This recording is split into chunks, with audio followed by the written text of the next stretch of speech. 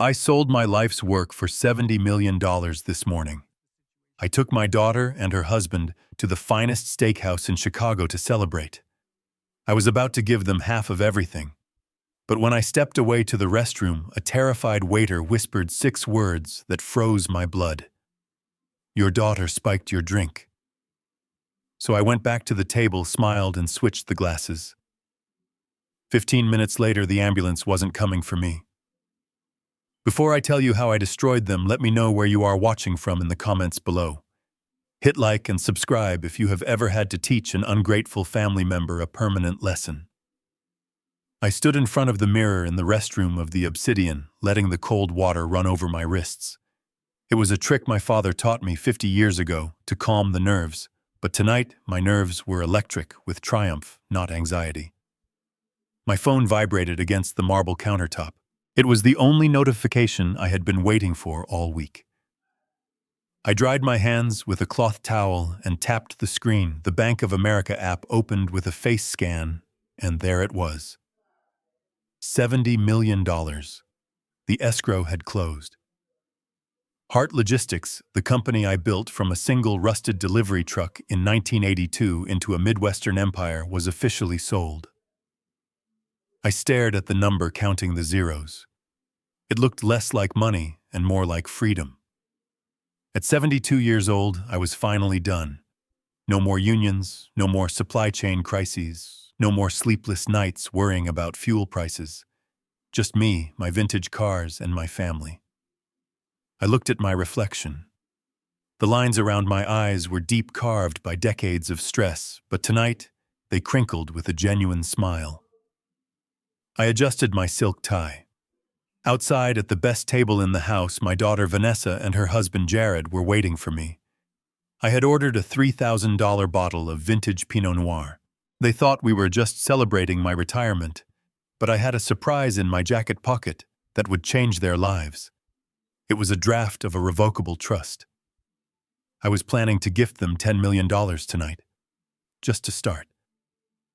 Vanessa had been complaining about her small apartment in Lincoln Park, and Jared was always chasing some new investment scheme that never seemed to pay off. I knew he was struggling. I knew they were drowning in credit card debt they tried to hide from me. I wanted to fix it. I wanted to be the hero one last time. I felt a surge of paternal warmth. I had been hard on them, maybe too hard. I demanded excellence because the world is a cruel place, but tonight, I was going to make it easy for them. I was going to hand them the keys to the kingdom. I took a deep breath, savoring the smell of expensive cologne and success. I was ready to go back out there and play Santa Claus. The heavy oak door of the restroom clicked shut, and the lock turned with a sharp snap. I spun around, annoyed that someone would lock the door with me inside. It was a young man, a waiter I had vaguely noticed earlier, pouring water. His name tag read Matteo. He looked no older than 22, with dark circles under his eyes and a uniform that hung loosely on his thin frame. He was trembling. He was shaking so hard that the ice in the water pitcher he was holding rattled against the glass. I frowned, my hand instinctively moving to check for my wallet, thinking this was a robbery. But Matteo didn't ask for money. He pressed his back against the door, his eyes wide with genuine terror. "Mr. Hart, please do not drink the wine." His voice was a hoarse whisper. I stared at him, confused. I asked him what he was talking about. He took a step closer, lowering his voice even further, as if the walls had ears. He told me that when I left the table, he was refilling the water glasses at the station right behind my booth. He saw my daughter. He saw Vanessa. I felt a flash of anger. I told him to be very careful about what he was about to say. But Matteo didn't back down. He told me he saw her open the large emerald ring she wears on her right hand. He saw her pour a white powder into my glass of Pinot Noir. Then she swirled it until it dissolved. He said her husband Jared was watching the door the whole time. I froze. The image of Vanessa's ring flashed in my mind. It was a gaudy antique piece Jared had given her for their 5th anniversary. He claimed it was a Victorian heirloom. I always thought it was ugly. Now hearing this boy describe it as a vessel for poison, the world tilted on its axis. My first instinct was denial. Vanessa was my little girl. She was the one who made me homemade cards for Father's Day. She wouldn't. She couldn't. But then I looked at Mateo. He was terrified. He wasn't lying. A liar looks down or to the side. A liar wants something from you. This boy looked like he expected to be fired or killed for speaking up. He had nothing to gain and everything to lose. "Why are you telling me this?" I asked him, my voice colder than the Chicago wind outside. He swallowed hard. He said he is a law student. He knows what people are capable of. And he heard them whispering. He heard Jared say that 70 million is worth the risk. That number, 70 million. Only 3 people knew the final sale price. Me, my lawyer Sullivan, and I had texted Vanessa that exact number 10 minutes ago. The pieces slammed together in my mind with the force of a freight train. The debt. Jared's failed businesses. Vanessa's sudden interest in my health lately. The constant questions about my will. They weren't worried about me. They were counting the days. And tonight they decided to stop counting and start acting. My heart didn't break. It calcified. The warmth I felt just moments ago turned into a block of ice in my chest. I reached into my pocket and pulled out my money clip. I peeled off 5 $100 bills. I pressed them into Mateo's hand. I told him to unlock the door. I told him to go back to his station and act normal. I told him that if anyone asked, he saw nothing. But I needed him to watch. I needed him to be my witness when the time came. Mateo nodded, pocketed the cash, and unlocked the door. He slipped out, vanishing into the dinner rush. I stood alone in the silence of the restroom. I looked at myself in the mirror again. The benevolent father who walked in here was gone. The man staring back at me was the CEO who had crushed competitors' broken strikes and navigated hostile takeovers. They wanted the money. They wanted the empire. They wanted me dead. I straightened my jacket. I checked my teeth. I put on a smile that didn't reach my eyes. It was the same smile I wore when I was about to fire an executive who had been stealing from me. I wasn't going to call the police. Not yet. That would be too easy. That would be too merciful. They wanted a celebration. I would give them a celebration they would never forget. I opened the door and walked back into the dining room, stepping into the lion's den, only this time I was the one with the teeth. The heavy oak door didn't just open. It was shoved inward with a frantic urgency that shattered the quiet luxury of the restroom. I spun around, annoyed at the intrusion, my hand instinctively tightening on the marble countertop. It was a young man, a busboy, or perhaps a junior waiter I had vaguely noticed clearing tables earlier. His name tag read Mateo. He looked no older than 22, but at this moment he looked like he had seen a ghost. His face was drained of color, his eyes wide and darting around the tiled room as if he expected a gunman to burst in behind him. He didn't apologize. He didn't bow his head. Instead, he reached out with a trembling hand and clicked the deadbolt on the door, locking us both inside. For a split second, I thought I was about to be mugged. I calculated the distance between us, preparing to defend myself. I was 72, but I wasn't frail. However, before I could make a move, Mateo pressed his back against the door and spoke, his voice a hoarse, desperate whisper that cut through the hum of the ventilation. "Mr. Hart, please do not drink the red wine." I stared at him, my brow furrowing in confusion. I asked him what on earth he was talking about, my tone sharp and authoritative. I was used to giving orders, not listening to the ramblings of staff in a bathroom. But Mateo didn't back down. He took a step closer, wringing his hands together, his knuckles white. "Your daughter, sir." "I saw her. I was at the service station behind the pillar." She thought no one was looking. I felt a flash of defensive anger. How dare this stranger accuse Vanessa? I opened my mouth to reprimand him, to tell him he would be fired for such slander. But the specific details he spilled next stopped me cold. She opened her ring, the big green one on her right hand. She poured a white powder into your glass of Pinot Noir. Her husband was watching the floor the whole time. He signaled her when to stop. "Sir, please, you have to believe me." They swirled it in. It dissolved instantly. The air left my lungs. The ring. That gaudy antique emerald ring Jared had given her for their anniversary. He had bragged about it being a Victorian heirloom, a poison ring. The pieces slammed together in my mind with the force of a physical blow. It wasn't just jewelry. It was a weapon.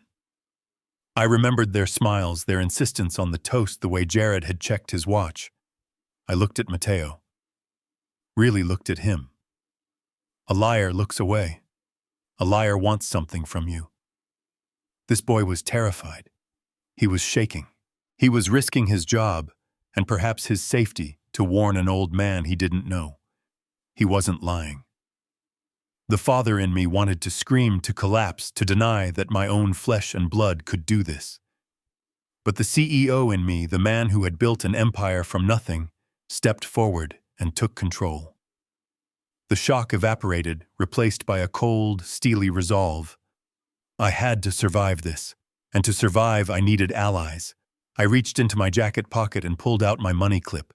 I peeled off 5 crisp $100 bills. I pressed them into Matteo's sweating palm, closing his fingers over the cash. I looked him dead in the eye.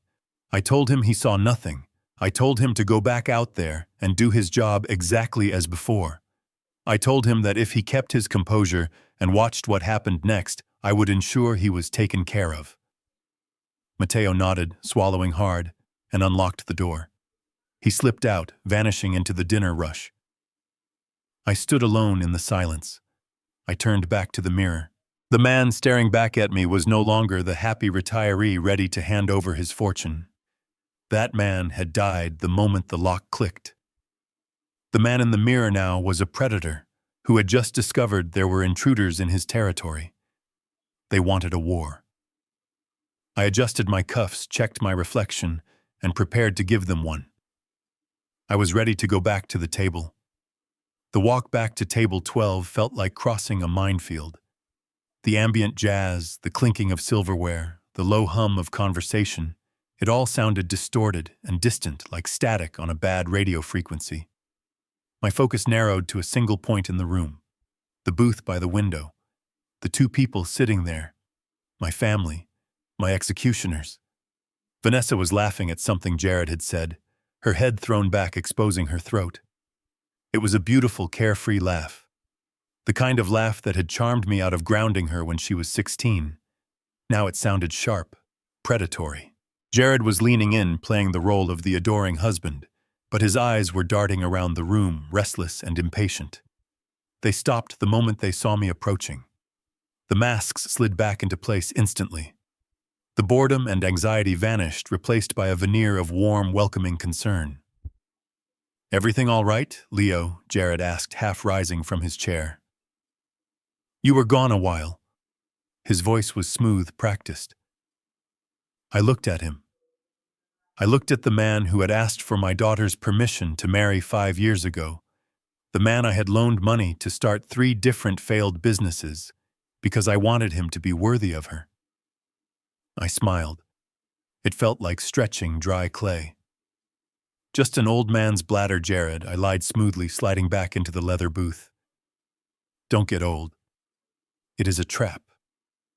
I sat down, and there it was. The crystal goblet sat on the white tablecloth like a loaded gun. The Pinot Noir was dark, almost black in the dim restaurant lighting. It looked innocent. It looked like a celebration. But Matteo's words echoed in my skull. White powder. Dissolved instantly. "Well, you are back just in time," Jared said, lifting his own glass. The liquid swirled blood-red against the candlelight. "Vanessa and I were just saying we have not properly toasted the man of the hour. $70 million. That is a legacy, Leo. To Heart Logistics. To the end of an era. Vanessa picked up her glass, her fingers elegant and manicured. That ring, the emerald antique, flashed under the chandelier. The mechanism was closed now. The weapon was reloaded or empty, I didn't know. To the end of an era, she echoed softly. Her eyes were wide, projecting warmth, projecting love. I reached out. My hand didn't shake. I grabbed the stem of my glass. I didn't lift it to my lips immediately. Instead, I tilted it slightly, just a fraction of an inch, catching the light from the overhead fixture.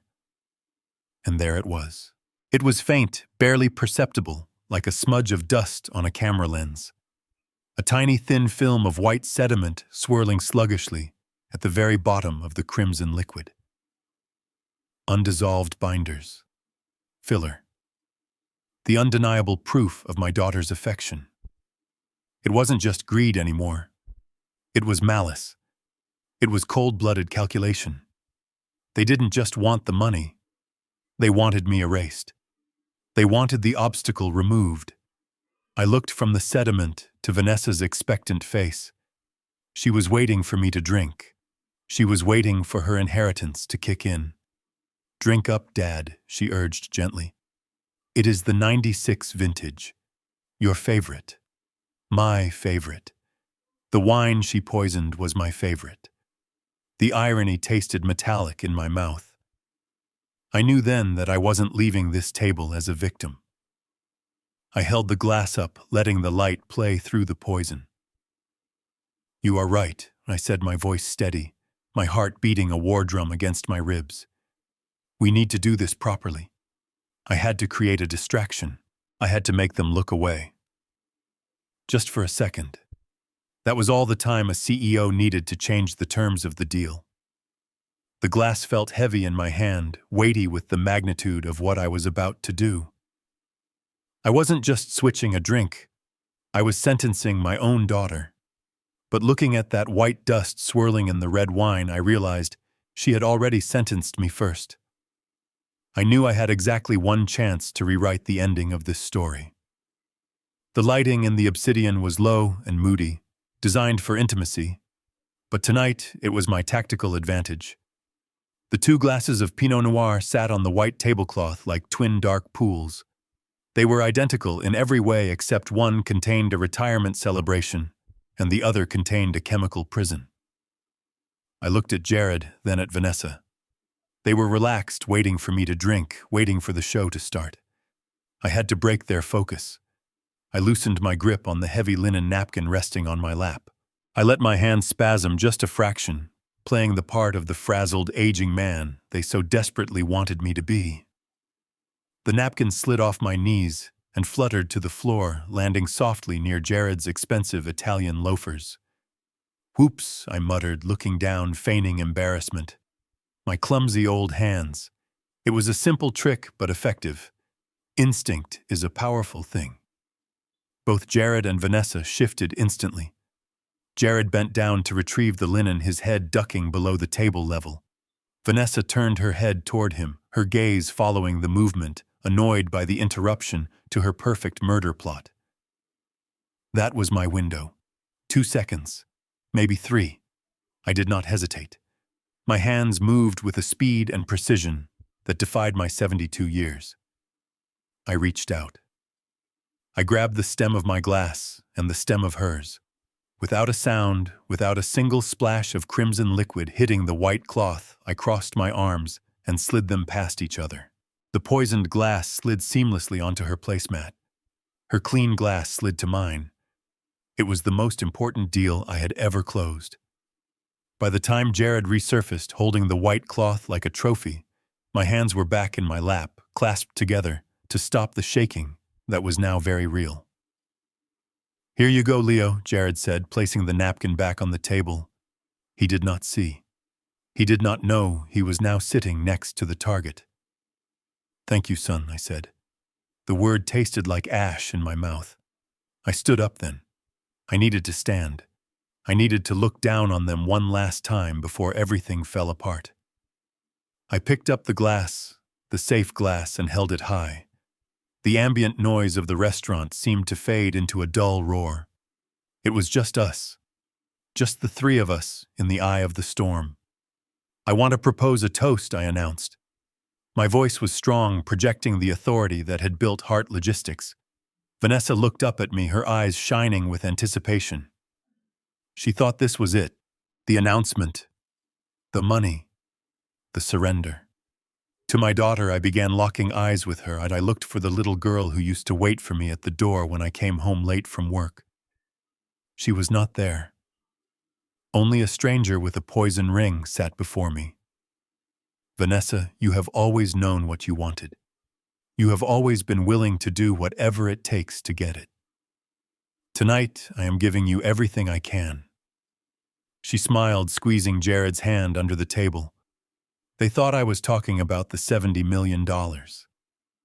I leaned in closer, my voice dropping an octave, becoming intimate and heavy with a double meaning they could not yet understand. "I toast to karma," I said softly. "I hope, my dear, that you receive exactly what you gave tonight. May your reward be equal to your intention." It was a curse wrapped in the packaging of a blessing. Vanessa did not hear the curse. She only heard the permission. To us, she chirped, lifting the poisoned glass. "To the future." "To the future," Jared echoed, raising his own glass. Crystal chimed against crystal. A beautiful, clear sound that signaled the end of my family. And then the unthinkable happened. I watched my daughter tilt her head back. I watched her part her lips. I watched her swallow the wine I knew was laced with a chemical nightmare. She drank deep, eager to finish it, eager to get to the part where I collapsed and she collected. She drained it to the dregs. I raised my own glass to my lips. I let the liquid touch my tongue, tasting the oak and the berries of the vintage, but I did not swallow. I pursed my lips, holding the wine there for a moment, mimicking the act of drinking before lowering the glass. "Delicious," I lied. Vanessa set her empty glass down. A tiny drop of red ran down the inside of the bowl, joining the white sediment at the bottom. She licked her lips. She had done it. She had sealed her fate. I sat back down, checked my Rolex, and began to count. 15 minutes is a lifetime when you are waiting for a bomb to go off. I sat there methodically cutting my filet mignon into bite-sized pieces I had no intention of eating. The knife scraped against the porcelain, a harsh sound that seemed to punctuate the growing tension. Jared was rambling on about a new condo development in the Loop, his voice a steady drone of fabricated confidence. Vanessa was nodding, but her movements were becoming jerky, uncoordinated. I watched her closely. I watched the poison I had narrowly escaped begin to rewrite her biology. It started with a sheen of sweat. It was not the warm glow of a good meal or the heat of the restaurant. It was a cold, clammy layer that broke out across her forehead and upper lip, glistening under the crystal chandeliers. She reached for her water glass, but her hand spasmed. The heavy goblet rattled against the table water, sloshing over the rim onto the white linen. "Vanessa, honey, are you okay?" Jared asked, his brow furrowing. He was not worried about her health. He was worried about the scene. He was worried she was losing her nerve. She did not answer him. She could not. Her head snapped up and her gaze locked onto mine. That was when I saw it. The pupils. They had blown out completely, swallowing the iris, until her eyes were two black, terrifying voids. It was the devil's breath. Scopolamine mixed with something jagged and fast, likely crystal meth. It was a cocktail designed not just to incapacitate, but to induce a psychotic break. They did not want me asleep. They wanted me insane. They wanted a public spectacle of dementia so severe that a judge would grant emergency guardianship before the sun came up. "It is so hot in here," she rasped, her voice sounding like dragging gravel. She clawed at her neck, her fingernails leaving red welts on her skin. "Why is it so loud? Make it stop." There was no noise. The restaurant was hushed, but inside her head, the neurons were misfiring, creating a cacophony of terror. She looked down at the table, her eyes widening in horror. She let out a shriek that silenced the entire dining room. Get them off me, she screamed, jumping up from her chair. It toppled backward with a loud crash. Spiders. There are spiders everywhere. She began to slap frantically at her arms, at her chest, at the empty air. She was fighting an invisible army. She grabbed the breadbasket and hurled it across the room. Rolls scattered like shrapnel. A woman at the next table gasped and clutched her pearls. "Vanessa, sit down," Jared hissed, standing up and reaching for her arm. He was panic-stricken now. This was not the plan. The plan was for the old man to drool and mumble, not for his wife to turn into a banshee.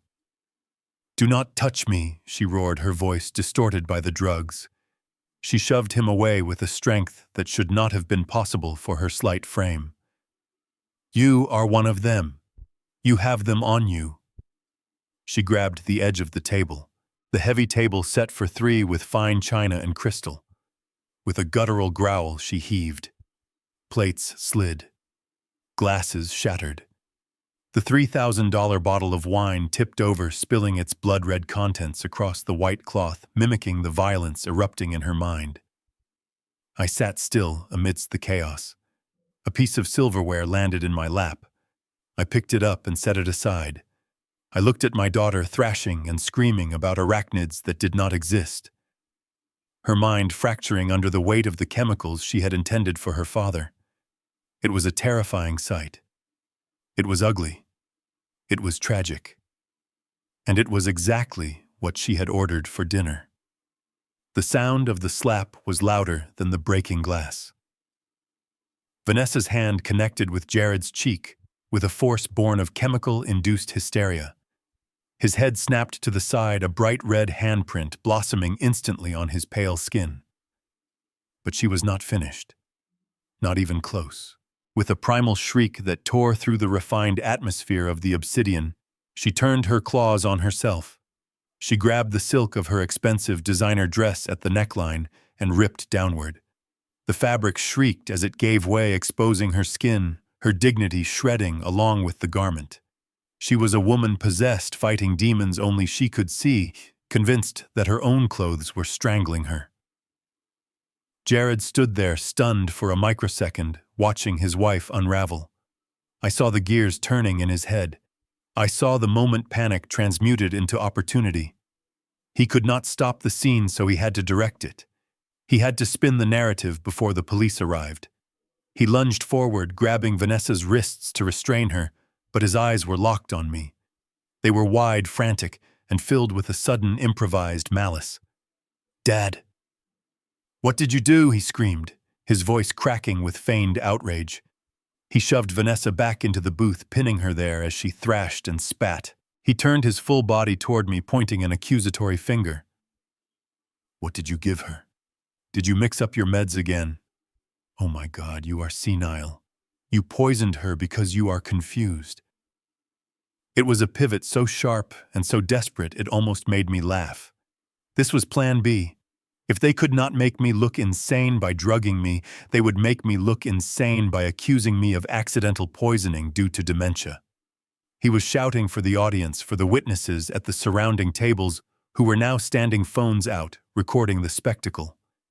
He wanted them to see a confused old man who had made a tragic mistake. He wanted to build the case for guardianship right here, right now, over the ruins of our dinner. "You old fool," he bellowed, playing the part of the protective husband perfectly. "I told you to be careful with your pills. Look at her. Look what you did." Vanessa let out a wail that sounded less human and more like a wounded animal.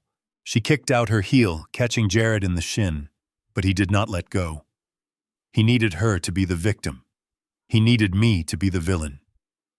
I did not stand up. I did not shout back. I did not defend myself against his lies. I knew that in a situation like this, the man who stays calm is the man who controls the room. I reached into my jacket pocket, moving with deliberate slowness, and pulled out my smartphone. I tapped the screen 3 times.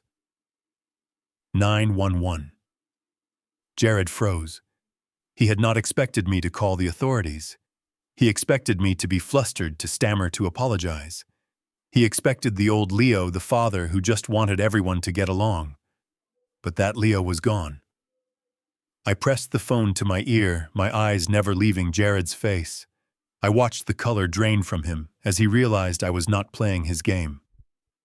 "Yes," I said into the receiver, my voice steady, deep, and authoritative. "I am at the Obsidian restaurant downtown. I have a medical emergency. My daughter is suffering from an acute psychotic episode. She is violent and a danger to herself and others.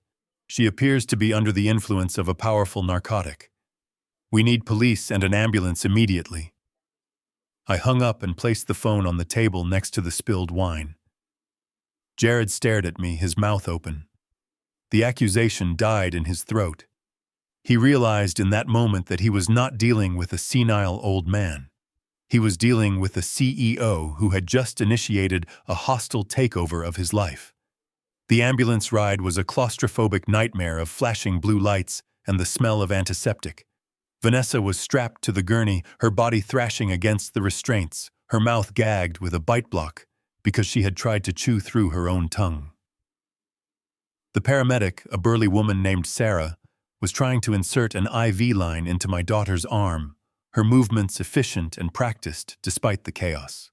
I sat on the narrow bench against the wall, my hands folded in my lap, watching the monitor track the erratic jackhammer rhythm of Vanessa's heart. Jared sat opposite me. He wasn't looking at his wife. He wasn't holding her hand. He was leaning forward, invading the personal space of the second paramedic, a younger man scribbling furiously on a clipboard. Jared's voice was a low, urgent murmur, pitched just loud enough to be heard over the siren, but soft enough to sound like a confidential medical history. "You have to understand," he said, his eyes darting toward me with a look of practiced pity. "He is not well. We have been dealing with this for months. It is early onset dementia, maybe even Alzheimer's. The doctors are still running tests." I sat there stone-faced. I felt the anger rising in my chest, hot and suffocating, but I forced it down. I locked it away in the same place I kept my business strategies and my hostile takeover plans. I did not blink. I did not protest. I let him speak. I let him dig. "He gets confused in the evenings." Jared continued warming to his lie.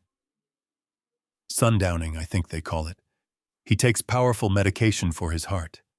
Digoxin. Blood thinners. Sometimes he forgets if he has taken them. Sometimes he drops them. I do not have a heart condition. I run 3 miles every morning. I have the blood pressure of a man 20 years my junior." But Jared was building a narrative brick by brick. He was constructing a reality where I was a danger to myself and others. He was planting the seed that the poison in Vanessa's system was nothing more than a tragic mix-up caused by a senile old man's fumbling hands. "I think he might have put his pills in her glass," Jared whispered, shaking his head as if the thought devastated him.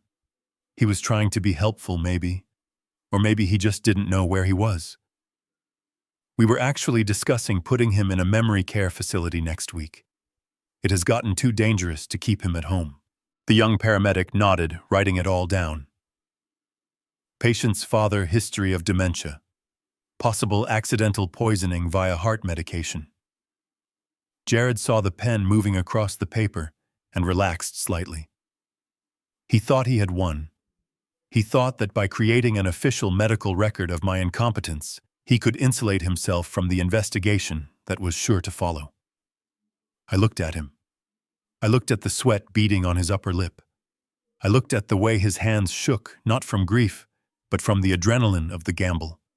He was betting everything on my silence. He was betting that I would be too shocked, too old, or too weak to fight back. He was betting that the world would believe the young, articulate businessman over the retired, grieving father. He was wrong. I memorized every word he said. I cataloged every lie. I watched him turning my life, my achievements, and my mind into a tragic backstory for his own survival. It was the ultimate violation. Attempting to kill me was one thing. Attempting to erase who I was while I was still sitting right there was an act of cruelty that severed the last thread of mercy I might have held for him. The ambulance lurched as it turned into the hospital bay. The siren died, replaced by the shouts of the receiving team outside. Jared looked at me one last time before the doors opened. His eyes were cold, hard, and triumphant. He thought he had just written the script for the rest of my life. He had no idea that I was about to set fire to the stage. I stood up, steadied myself against the swaying of the vehicle, and prepared to walk into the emergency room, not as a patient, but as a prosecutor. The chaos of the emergency room at Northwestern Memorial was a symphony of controlled panic. Nurses in blue scrubs rushed past with clipboards and IV bags, their rubber soles squeaking against the linoleum. My daughter Vanessa had been wheeled behind a curtain, her screams now reduced to low, guttural moans that clawed at my conscience. But I didn't have the luxury of feeling pity. I was in a boardroom meeting, now the stakes were life and death, and I had to close the deal. Jared was already at the nurse's station, leaning over the counter, practically vibrating with nervous energy. He had cornered the attending physician, a tall man with graying temples named Dr. Vance. Jared was gesturing wildly toward me, his voice a frantic, hushed hiss that carried clearly in the sterile air. "You have to restrain him," Jared was saying, sweat dripping from his nose onto the counter. "He is a danger to himself. He gets violent when he is confused. You need to put him on a 5150 hold immediately. He needs a full psychiatric evaluation before he hurts someone else. He thinks people are trying to poison him. It is classic paranoia. He was trying to get me committed. It was a bold, desperate play.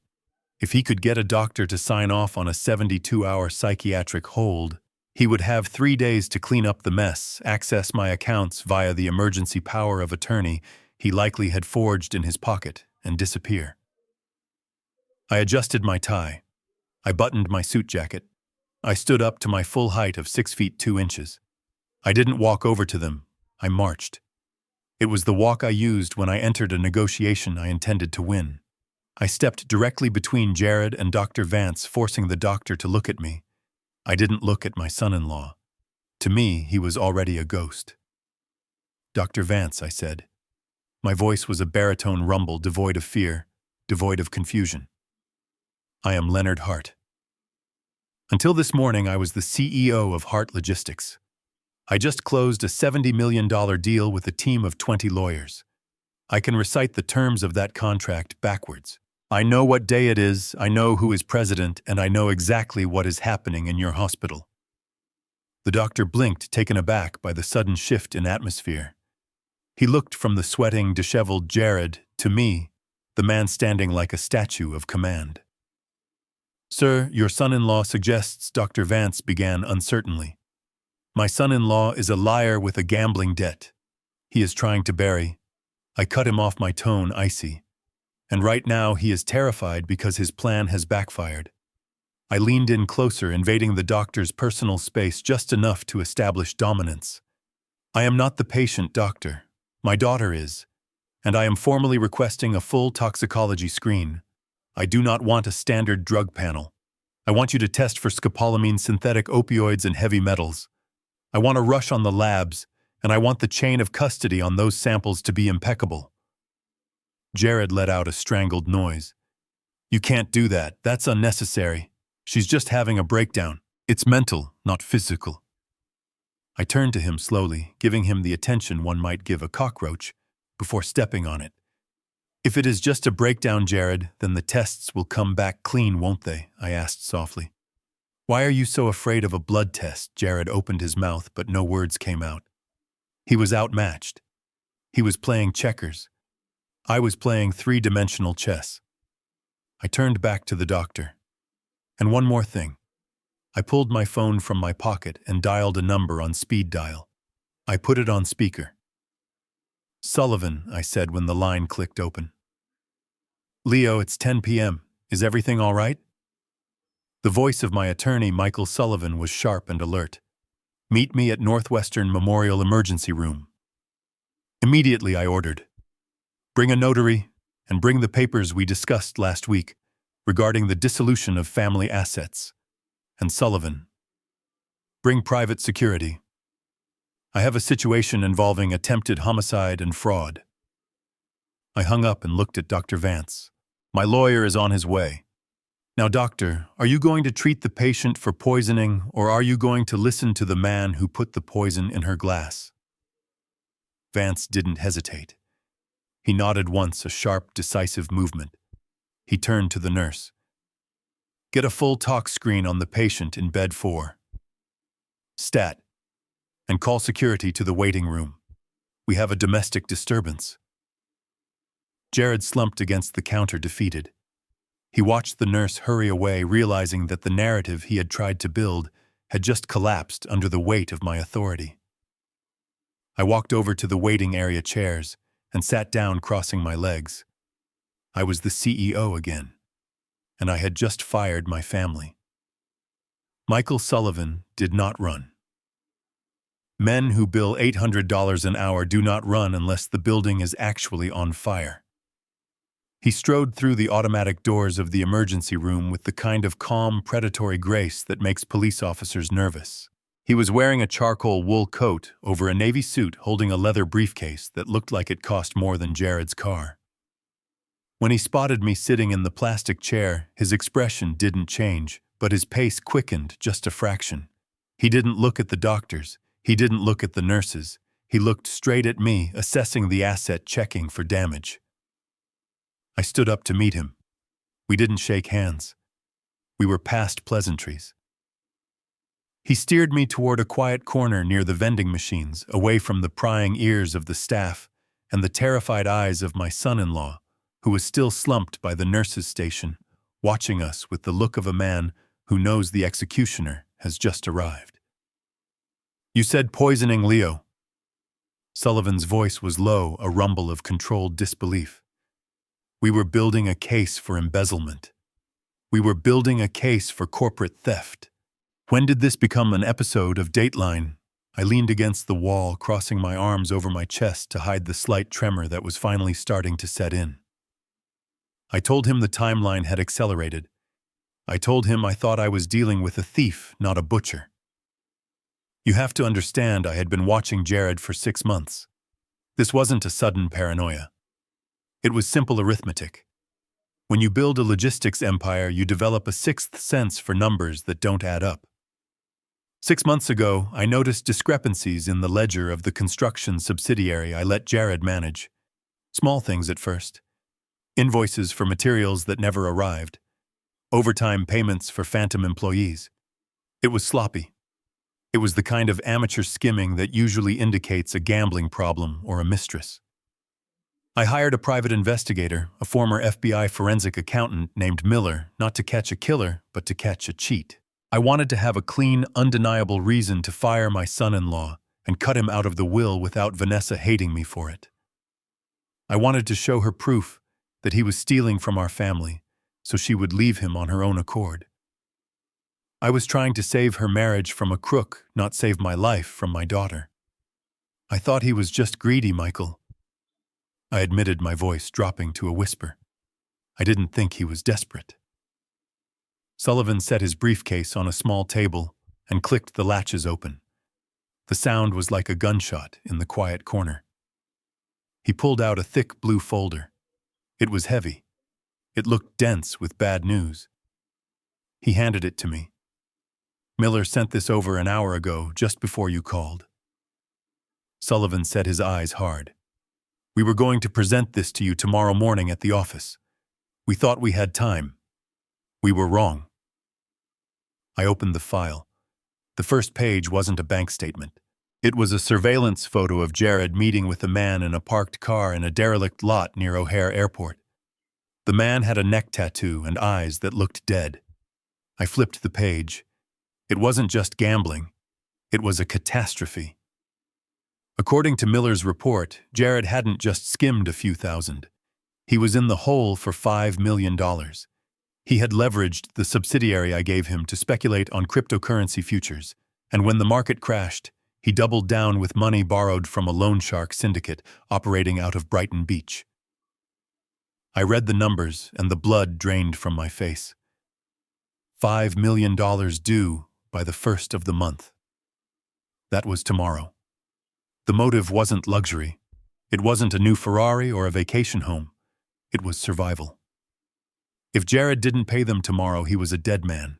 And Vanessa, my sweet, foolish daughter, was likely listed as collateral. They didn't try to kill me because they were impatient. I realized, closing the file with a snap. They tried to kill me because they are on a deadline.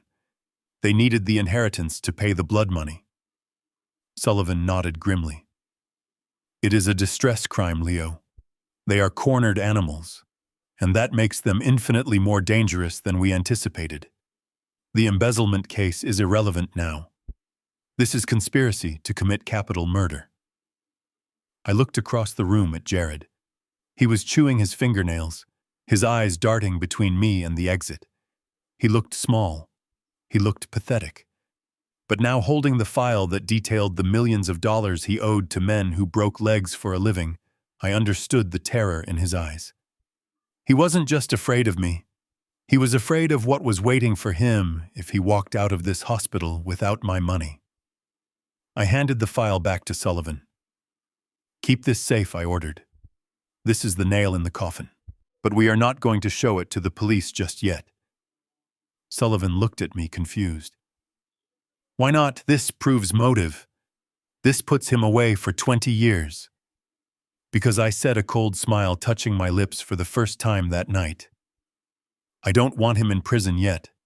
I want to own him. If he owes $5 million to the mob, that means his debt is an asset that can be purchased.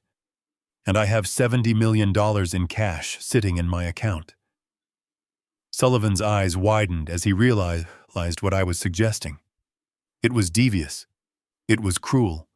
It was perfect. You want to buy his debt, Sullivan whispered. I want to be the one who knocks on his door tomorrow morning, I corrected. I want him to know that he didn't just fail to kill me. I want him to know that he now belongs to me. Prepare the paperwork, Michael. We are going shopping in the morning. The wait for the lab results felt less like a medical pause and more like the deliberation of a jury. Sullivan stood next to me, silent and imposing a gargoyle in a three-piece suit. Jared couldn't stand still. He paced the small waiting area, his shoes squeaking nervously on the tile, wiping his palms on his trousers every few seconds. He looked like a man whose parachute had failed to open, and he was just waiting for the ground to rush up and meet him. When Dr. Vance pushed through the double doors, the change in his demeanor was absolute. Gone was the harried, uncertain physician trying to mediate a family dispute. In his place was a man of science who had stared into a microscope and seen something ugly. He didn't walk toward the nurse's station. He walked straight to me. He held a clipboard against his chest, not casually, but protectively, as if it contained evidence of a war crime. He stopped in front of me, ignoring Jared completely. That small social slight was the first nail in my son-in-law's coffin. Mr. Hart, Vance said, his voice grave and devoid of bedside manner. We have the preliminary toxicology results from the rapid panel. Jared scrambled over, practically tripping over his own feet to insert himself into the conversation. Is she okay? Is it the digoxin? Did she take his heart pills like I said? Vance turned on him slowly. The look he gave Jared was cold enough to freeze nitrogen. It wasn't the look a doctor gives a concerned relative. It was the look a decent man gives a monster. It was not heart medication, Vance said, his words clipped and precise, slicing through the air. And it was certainly not accidental. He turned the clipboard around so I could see the printout. I didn't need a medical degree to understand the red flags. The values were off the charts. Your daughter tested positive for a massive concentration of scopolamine, Vance stated, his finger tracing the line. Street name Devil's Breath. It is a deliriant alkaloid derived from nightshade plants. It is almost never seen in clinical settings. It is used for predatory crimes. It eliminates free will and wipes memory. I felt a cold shiver ripple down my spine. Hearing it confirmed by a professional was different than suspecting it. They wanted to turn me into a zombie. They wanted me compliant enough to sign over my life's work and then forget I ever did it. But that is not all. Vance continued, tapping a second line on the chart. It was cut with a high grade of methamphetamine, crystal meth. The combination creates a state of excited delirium followed by cardiovascular collapse. He looked at Jared, and this time he didn't mask his accusation. The dosage we found in her blood is inconsistent with recreational use. It is lethal. If she had a weaker heart or if she were, say, 70 years old. He paused, letting the implication hang in the air like a guillotine blade. She would likely be dead right now. The strain on her system is catastrophic. Jared made a sound that was half gasp, half whimper. The color drained from his face so completely, he looked like a wax figure left too close to a fire. Sweat wasn't just beading on his forehead anymore. It was running down his temples, soaking the collar of his expensive shirt. He was dissolving. The narrative of the senile father-in-law had just been incinerated by forensic toxicology. That's impossible. Jared stammered, his eyes darting around the room looking for an exit that didn't exist. She doesn't do drugs. Maybe someone at the restaurant, a waiter. Maybe they spiked her drink. It was pathetic. It was the last gasp of a drowning man trying to pull someone else under with him. A waiter. I repeated, my voice flat, devoid of pity. A waiter who just happened to carry around a Colombian voodoo powder mixed with meth, waiting for a 30-year-old woman to sit down. Dr. Vance didn't even dignify Jared's excuse with a response. He looked back at me. Mr. Hart, given the nature of these substances, this is now a police matter. Hospital protocol mandates we report this as a suspected poisoning. I have already contacted the precinct. Detectives are en route. Jared flinched as if he had been physically struck. The word police hit him harder than a bullet. He knew what a police investigation meant. It meant questions about where they got the drugs. It meant searching their apartment. It meant finding the debt. It meant the end. I looked at the clipboard one last time. That piece of paper was my exoneration. It proved I wasn't crazy. It proved I wasn't confused. It proved that my own daughter had tried to serve me a chemical lobotomy in a crystal glass. Thank you, doctor, I said. Do whatever is necessary to save her life. I want her alive to answer for this. Vance nodded and headed back to the trauma room. I turned to Jared. He was leaning against the wall, his knees buckling, breathing in short, shallow gasps. He looked at me, his eyes pleading for a lifeline, for the mercy of the father-in-law he had exploited for 5 years. I didn't offer him a hand. I didn't offer him a word. I just stared at him, letting the silence and the science crush him. The lab results were in. The experiment had failed, and the subject was about to be discarded. 2 homicide detectives from the Chicago Police Department arrived 20 minutes later. They didn't look like the heroes on television. They looked tired, overworked, and smelled faintly of stale coffee and cigarette smoke. Detective Kowalski was a heavy-set man with a notepad that looked too small for his hands, and Detective Miller was a sharp-eyed woman who scanned the room like she was looking for a sniper. They introduced themselves, but Jared didn't let them finish. He launched himself out of his chair, tears streaming down his face in a performance that was equal parts pathetic and impressive. Officers. Thank God you are here, Jared choked out, wiping his nose on his sleeve. It is my wife. It is Vanessa. She tried to kill herself. I watched him from my plastic chair, my arms crossed. I had to give him credit for his adaptability. 10 minutes ago, he was trying to frame me for accidental poisoning. Now that the toxicology report proved it was a highly sophisticated cocktail of street drugs, he had pivoted instantly. He couldn't claim it was an accident anymore, so he was claiming it was a tragedy. What makes you say that? Sir Detective Miller asked, her voice neutral. She didn't buy it yet. She was just gathering string. Jared let out a shuddering breath, his hands trembling as he gestured toward the trauma room doors. She has been struggling, he whispered, leaning in as if sharing a dark family secret. Ever since our son was born 5 years ago. It has been severe postpartum depression. She hides it well. She puts on a brave face for her father because she wants his approval, but at home she is in a dark place. She talks about ending it. She talks about not being good enough. I felt a vein throb in my temple. Vanessa was not depressed.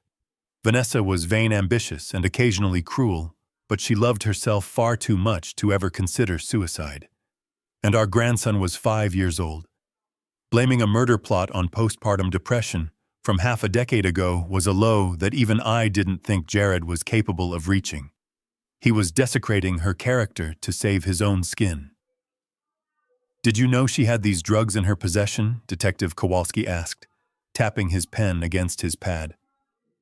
"Scopolamine is not exactly something you find in the medicine cabinet." Jared nodded frantically, inventing the lie as he spoke. "I found a package in the mail last week." He lied, his eyes wide and wet. "From the dark web. I didn't know what it was. She told me it was a supplement for weight loss. I believed her. I should have checked. Oh God, this is my fault. I should have known she was planning to take it tonight." He buried his face in his hands, his shoulders heaving with fake sobs. "She must have poured it into her wine when I went to the bathroom," he mumbled into his palms. "She wanted to do it on a happy night. She wanted to go out on a high note. She toasted to the future, and then she drank it. She looked right at me and drank it. It was a masterful fabrication. It explained the drugs. It explained why she drank the poison. It explained why he was innocent. It turned a cold-blooded assassination attempt into a heartbreaking story of a mother's mental health crisis. If I hadn't been the one to switch the glasses, if I hadn't seen the white powder swirling in my own drink, I might have even paused to consider it." Detective Miller looked over at me. Her gaze was assessing, weighing Jared's emotional display against my stoic silence. "Mr. Hart," she said, "does your daughter have a history of mental illness?" I looked at Jared. He peeked through his fingers, his eyes pleading with me to back him up. He thought I would do it to save the family reputation. He thought I would lie to protect my daughter's dignity, even if it meant letting him walk free. He thought we were still playing by the rules of polite society. I turned to the detective. "My daughter loves expensive shoes, French wine, and being the center of attention," I said, my voice dry and clear.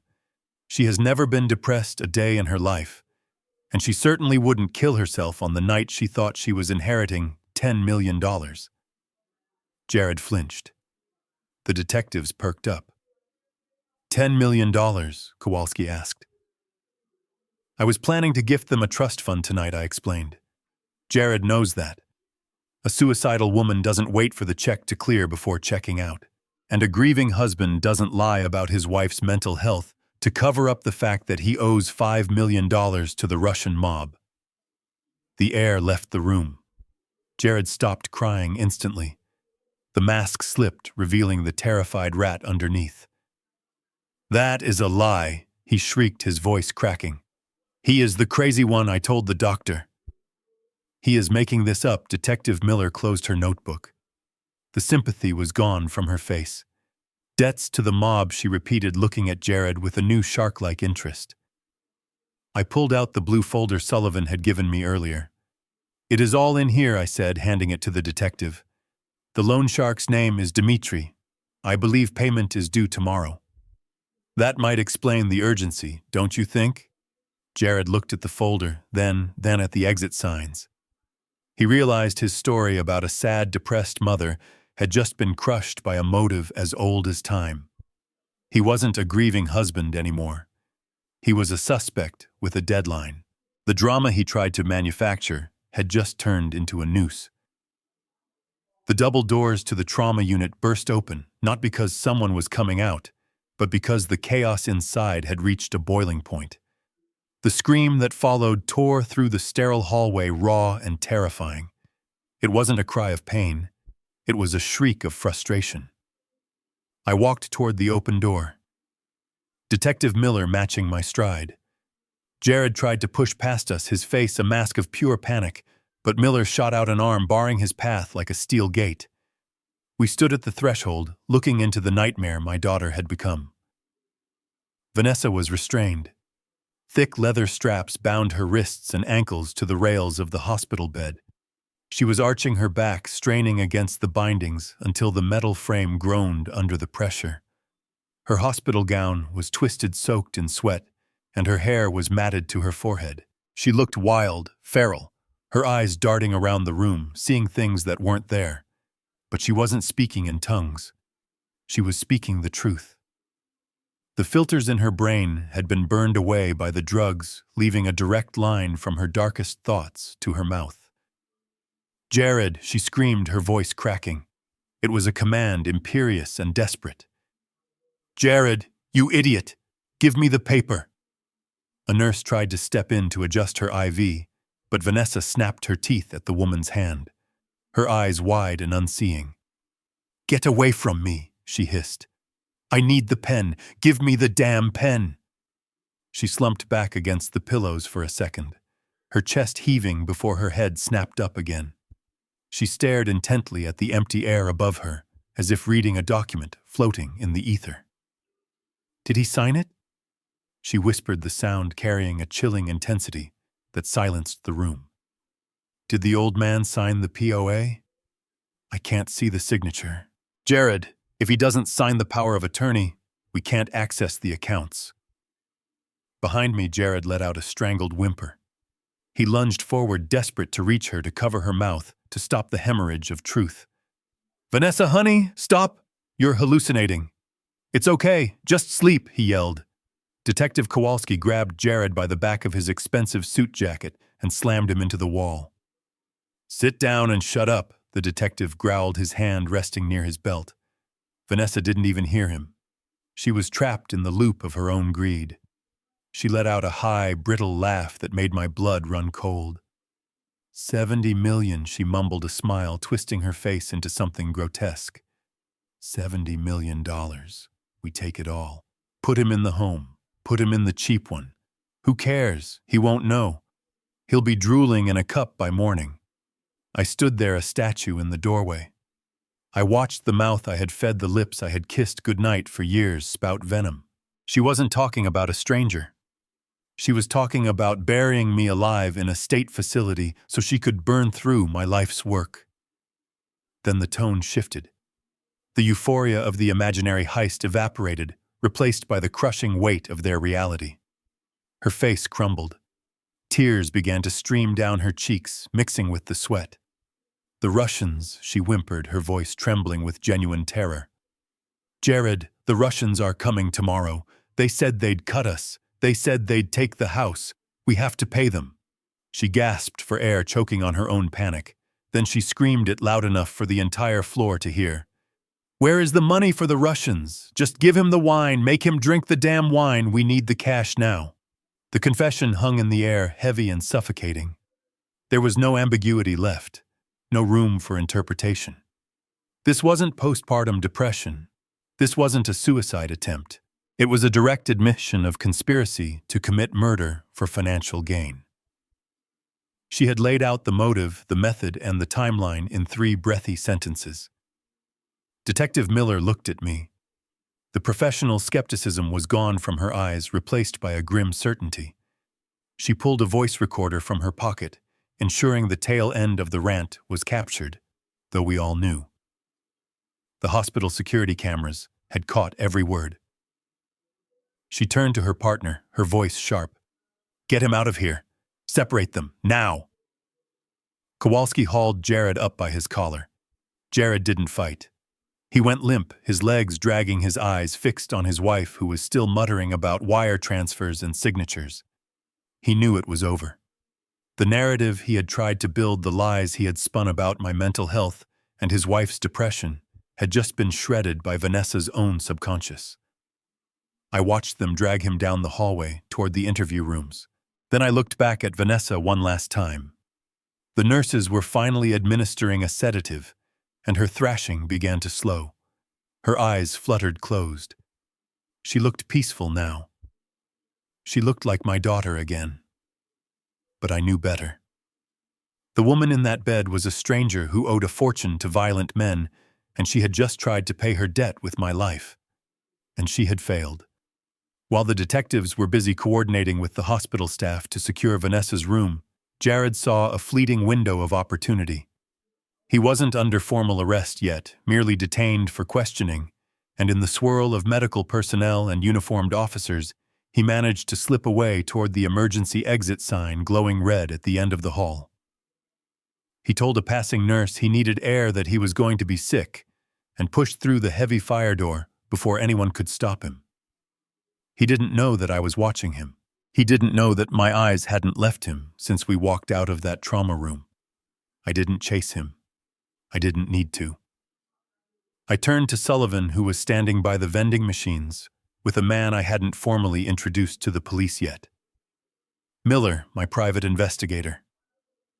Miller was a ghost of a man, unassuming in a gray windbreaker, but he carried a canvas bag that contained equipment worth more than Jared's life. I nodded at the exit door. Miller understood immediately. He didn't pull out a gun. He unzipped the bag and withdrew a handheld directional microphone, a parabolic dish no larger than a dinner plate, sophisticated enough to pick up a whisper through a concrete wall. We moved quietly to the adjacent waiting room, which shared a wall with the fire escape stairwell. Miller pressed the device against the glass of the window, adjusted the frequency, and handed me an earpiece. The static cleared instantly, replaced by the sound of the wind whipping around the hospital tower and the frantic, hyperventilating breaths of my son-in-law. Jared was pacing on the metal grate outside, his phone pressed so hard to his ear, his knuckles were white. "Pick up, pick up, pick up," he hissed, his voice trembling with a terror that went beyond the fear of prison. Then a click. A voice answered on the other end. It wasn't loud, but the microphone picked up the leakage from the speaker with crystal clarity. It was a voice that sounded like grinding stones, heavy accented and utterly devoid of humanity. "Jared," the voice said, "it is late. Do you have my money?"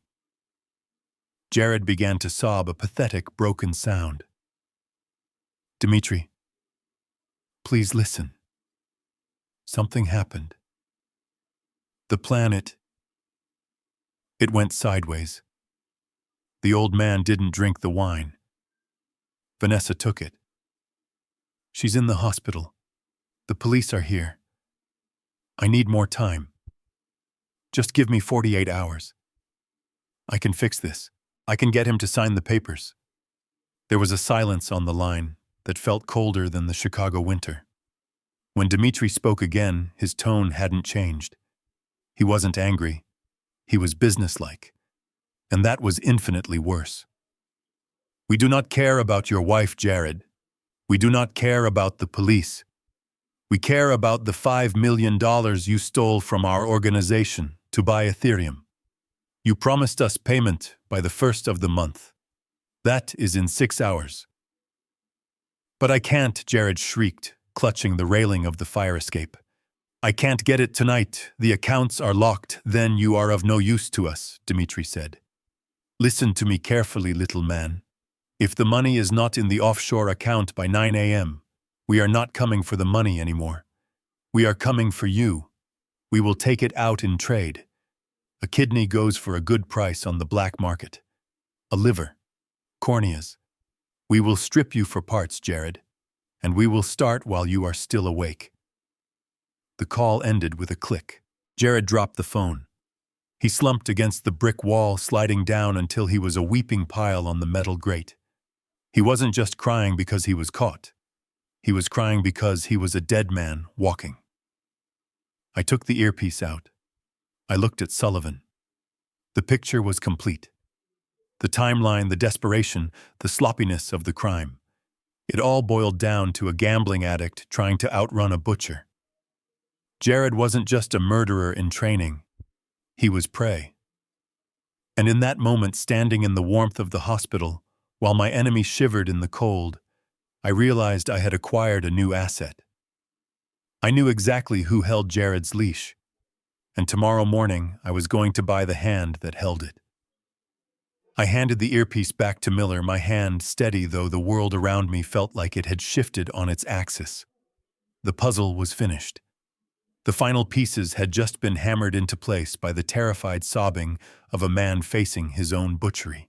I walked back to the plastic chairs where Sullivan was waiting, looking at the notes Miller had compiled on his tablet.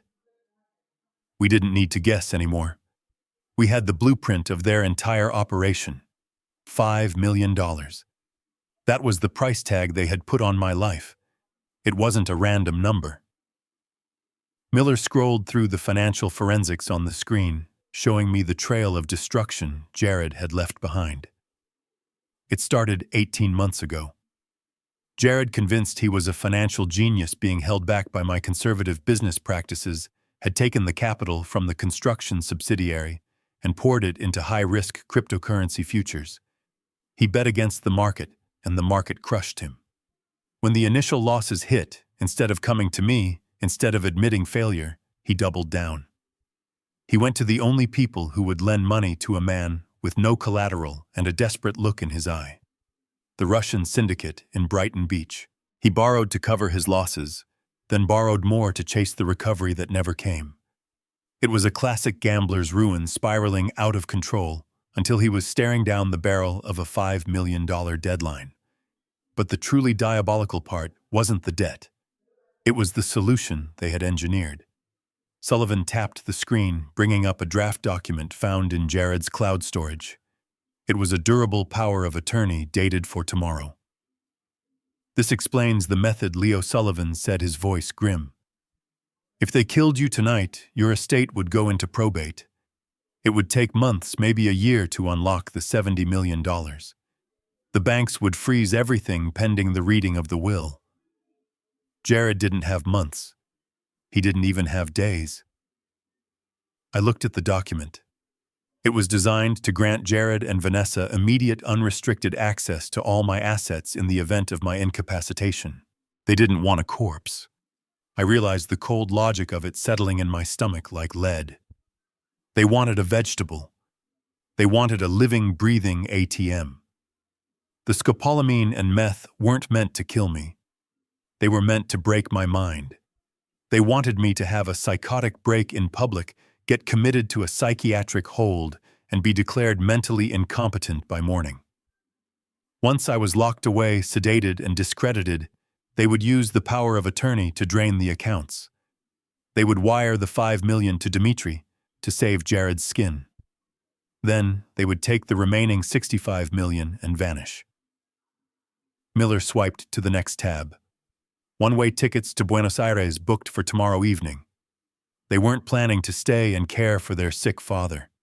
They were going to leave me rotting in a state facility labeled as a senile madman while they lived like kings in a country with non-existent extradition treaties for financial crimes. It was a perfect plan. It was ruthless, efficient, and horrifyingly unsentimental. They had looked at the father who raised them, the man who built the roof over their heads, and saw nothing but a liquidity problem to be solved. I looked at the closed door of the emergency exit where Jared was still shivering in the cold. He was trapped between a hammer and an anvil. If he stayed, he faced prison. If he ran, he faced the Russians. He thought he was playing a high-stakes game, but he had forgotten the most important rule of business. Never leverage what you don't own. I turned to Sullivan. The shock was gone. The hurt was gone. All that was left was the clarity of a CEO executing a hostile takeover defense. They wanted immediate access to my capital, I said, buttoning my jacket. They wanted to use my money to buy their freedom. Well, I am going to give them exactly what they wanted. I am going to get involved in their finances. Sullivan looked at me, a question in his eyes. We are going to the bank as soon as it opens, I told him. Jared owes $5 million to a man named Dmitri. That debt is a liability on Jared's balance sheet. And in business, when a company is failing, you don't let it crash. You buy the debt. You become the senior creditor. And then you own the company. I checked my watch. It was 3 a.m.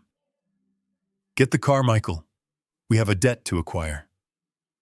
The sun had not yet breached the horizon when I walked through the revolving glass doors of the First Citadel Investment Bank. The lobby smelled of floor wax and old money. It was 6 a.m., an hour when the city was still waking up, but for men who move millions, the day was already half over. I wasn't here to open a savings account. I was here to buy a man's life. I was ushered immediately into the private wealth management suite on the 45th floor. My new account manager, a sharp-featured man named Preston, who smelled of expensive espresso, was waiting for me.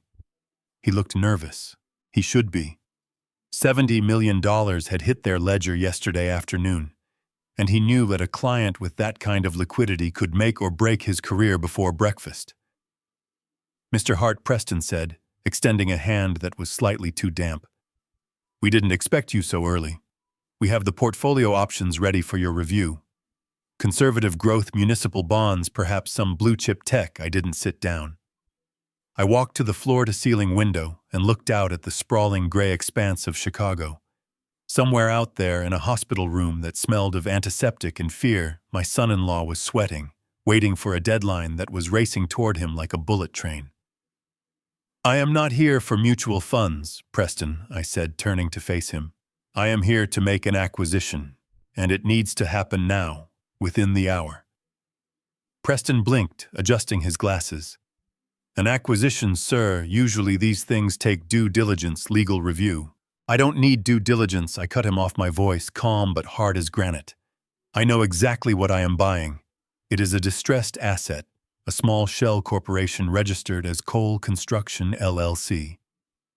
Preston frowned, tapping on his tablet. Cole Construction. I'm not familiar with it. Is it a competitor? It is a ghost, I told him. It is a hollow entity my son-in-law uses to play at being a businessman. But more importantly, it is the vehicle he used to borrow capital. High-risk capital. I pulled the file Miller had compiled from my jacket. I slid a single sheet of paper across the mahogany desk. It was a promissory note, a debt instrument registered to a private lending firm based in the Cayman Islands. A firm that was nothing more than a front for Dimitri and his associates in Brighton Beach. The mob doesn't always break legs immediately. Sometimes they paper the debt first to give themselves leverage. Jared had signed his life away on this piece of paper using the shell company to borrow $5 million he claimed was for development costs. I want to buy this note, I said. I want to purchase the entirety of the debt held by Cole Construction. Principal, interest, and penalties. Preston looked at the document, then back at me, his face pale. Mr. Hart, this lender, this looks like a predatory arrangement. The interest rates are usurious. This isn't a standard bank loan. It is blood money. Preston, I finished for him. And I want to own it. I leaned over the desk, placing my hands flat on the polished wood. You have connections in the secondary debt market. You have brokers who specialize in toxic assets. Call them. Tell them you have a buyer willing to pay 100 cents on the dollar for a bad debt that is about to default. Tell them I will wire the funds immediately. The current holders will be happy to cash out. They probably don't expect to get paid anything other than a pound of flesh. Preston hesitated. Sir, why would you want to assume $5 million of toxic liability? Because I said, straightening up and buttoning my jacket. In business, the creditor controls the debtor. When I own this paper, I don't just own the debt. I own the man who signed it. I can call the loan. I can seize assets. I can freeze accounts. I can foreclose on his future. I pointed to the phone. Make the call, Preston. Use my funds. Buy it. I want the transfer confirmation in my hand before the market opens. Preston didn't ask another question. He saw the look in my eye. It wasn't the look of a grieving father or a confused retiree. It was the look of a shark that had smelled blood in the water. He picked up the phone and started dialing. I sat down in the leather chair and watched the sun finally break over the lake. It was going to be a beautiful day. Jared was waiting for the Russians to come for him. He didn't know that the Russians were happy to take a wire transfer instead. He didn't know that he had just been sold, and he certainly didn't know that his new master was the man he had tried to poison. The transaction was processing. The trap was armed. The pen felt heavy in my hand, not with the weight of the ink, but with the weight of a man's fate. I looked at the cashier's check lying on the mahogany desk. $5,200,000. It included the principal, the extortionate interest, and the late fees. It was a staggering sum, enough to build a library or retire in luxury on a private island. To Jared, it was the cost of his life. To me, it was simply the price of admission to his total destruction. I signed my name at the bottom. Leonard Hart. The signature was firm, unwavering, the same signature that had authorized layoffs, mergers, and acquisitions for 40 years. I didn't hesitate. I didn't tremble. Preston took the check. His hands were shaking slightly as he fed it into the scanner.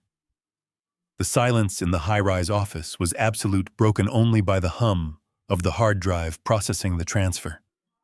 Somewhere in a dark room in Brighton Beach or a sunny shell office in the Caymans, a notification would pop up on a screen. The debt was paid. The Russians would be satisfied. They were businessmen after all. They didn't care where the money came from. They just wanted their ledger balanced. They would call off the dogs. They would erase Jared's name from their hit list. He was safe from them. But he was about to discover that he had traded a wolf for a tiger. The printer whirred to life, spitting out a single sheet of paper. Preston handed it to me, the page still warm from the machine. It was the assignment of note. It was a legal transfer of rights. It stated in clear black and white legibility that the debt previously owed by Cole Construction LLC to the offshore entity was now the sole property of Leonard Hart. I held the paper up to the morning light streaming through the floor-to-ceiling windows. It looked innocent enough. Just words on a page. But in the world of finance, this was a loaded weapon with the safety off. It meant I wasn't just his father-in-law anymore. I wasn't just the victim of his poisoning plot. I was his senior secured creditor. I held the first lien on his house, the title to his car, and the rights to every cent he currently possessed or would ever earn. I turned to Sullivan, who had been watching the transaction with the grim satisfaction of a general watching artillery move into position. File the liens. I ordered, my voice quiet in the hushed office. File them now. I want a freeze on his personal checking accounts. I want a boot on his leased Porsche. I want a foreclosure notice taped to the front door of that condo in Lincoln Park before his neighbors wake up to walk their dogs. Sullivan nodded, already tapping on his phone to relay the instructions to his team of paralegals. What about the grace period? Leo Sullivan asked, playing devil's advocate to ensure we were bulletproof. Technically, the note has a standard default notice clause. We usually have to give him 30 days to cure the default. I looked at the document. I pointed to paragraph 4, subsection B. The cross-default clause, I said, my finger tracing the fine print. It states that if the borrower is involved in criminal activity or insolvency proceedings, the debt becomes callable immediately. He is currently in police custody for attempted murder. That counts as criminal activity. Call the loan, Michael. Call it all due. Right now. Preston looked at me with a mixture of fear and awe. He had seen hostile takeovers before, but he had never seen a man buy a toxic debt just to burn the debtor to the ground. Mr. Hart, Preston said softly. The transfer is confirmed. You own the debt. You own him. I stood up. I folded the document and placed it in my inside pocket right next to my heart. It didn't feel like paper. It felt like justice. Thank you, Preston, I said. You have been very helpful. I walked to the elevator. The city below was waking up. People were rushing to work, worrying about bills, about traffic, about coffee. They had no idea that 60 floors above them, a man had just spent $5 million to buy a cage for his own family. Jared was probably sitting in that interrogation room right now, checking the clock, counting the minutes until 9 a.m., terrified that the Russians were coming to break his legs. He didn't know the Russians weren't coming. He didn't know that the man coming for him wouldn't break his legs. I was going to break his life. I pressed the button for the lobby. It was time to go back to the hospital. It was time to collect. The sedatives wore off, slowly peeling away layers of chemical fog until my daughter was left raw and shivering in the harsh fluorescent light of the recovery room. I watched from the hallway, standing just outside the line of sight of the police officer guarding the door. Jared had been allowed back in. It was a calculated move by Detective Miller, a slackening of the leash to see if the suspects would tangle themselves in it. And they did not disappoint. Vanessa blinked her eyes, focusing, losing that terrifying, dilated emptiness. She looked around the room, taking in the IV drip, the restraints that had been loosened, but not removed, and finally, the disheveled, sweating figure of her husband, hovering by the bedside. She didn't ask where she was. She didn't ask if I was okay.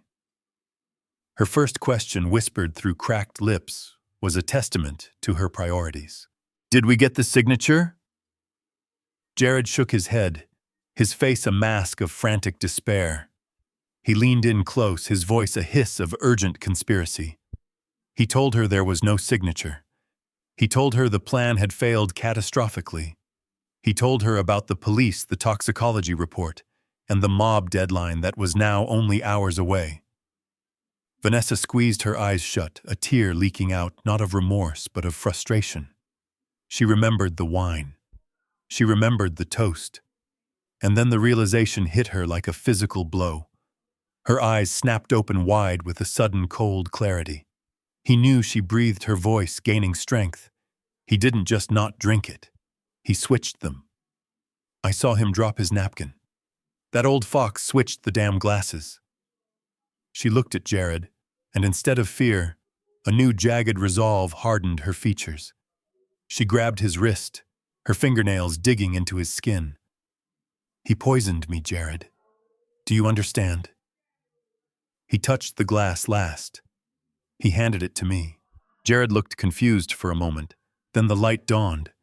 It was the logic of a cornered predator.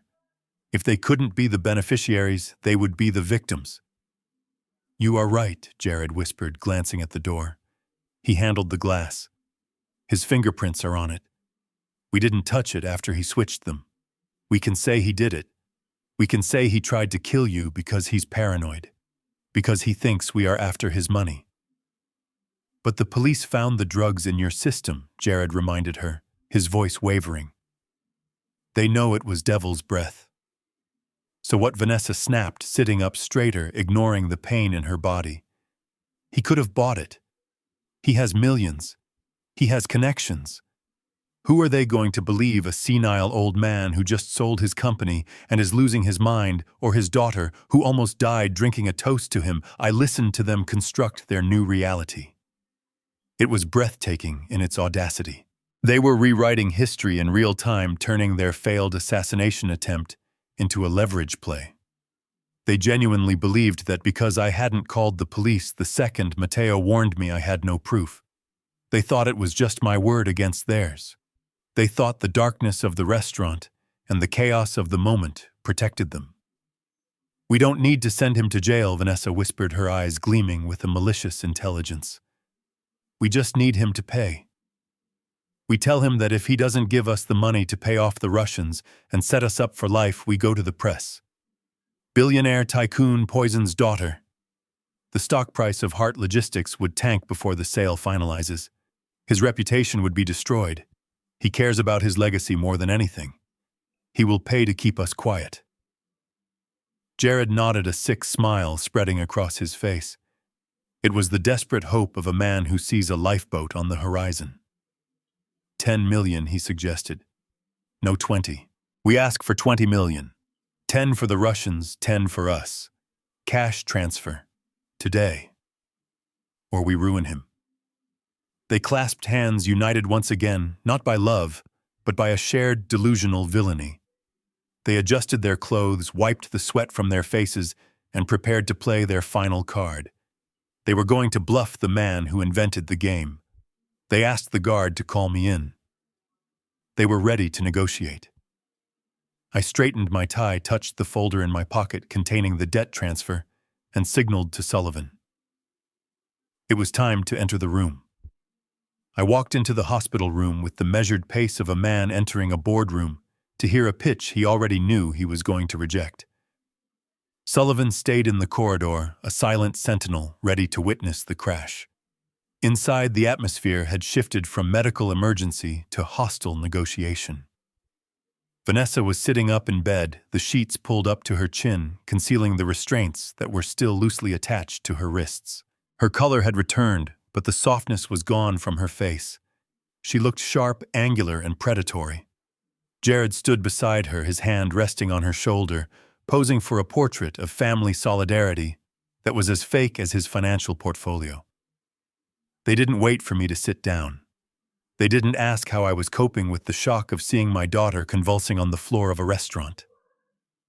They launched their attack with the precision of a practiced ambush. "We know what you did," Dad, Vanessa said, her voice raspy but steady. Her eyes were clear now, stripped of the drug-induced haze revealing the cold calculation underneath. I looked at her, arching an eyebrow. "And what exactly did I do, Vanessa?" "You switched the glasses," she accused, pointing a trembling finger at me. "I saw you drop the napkin.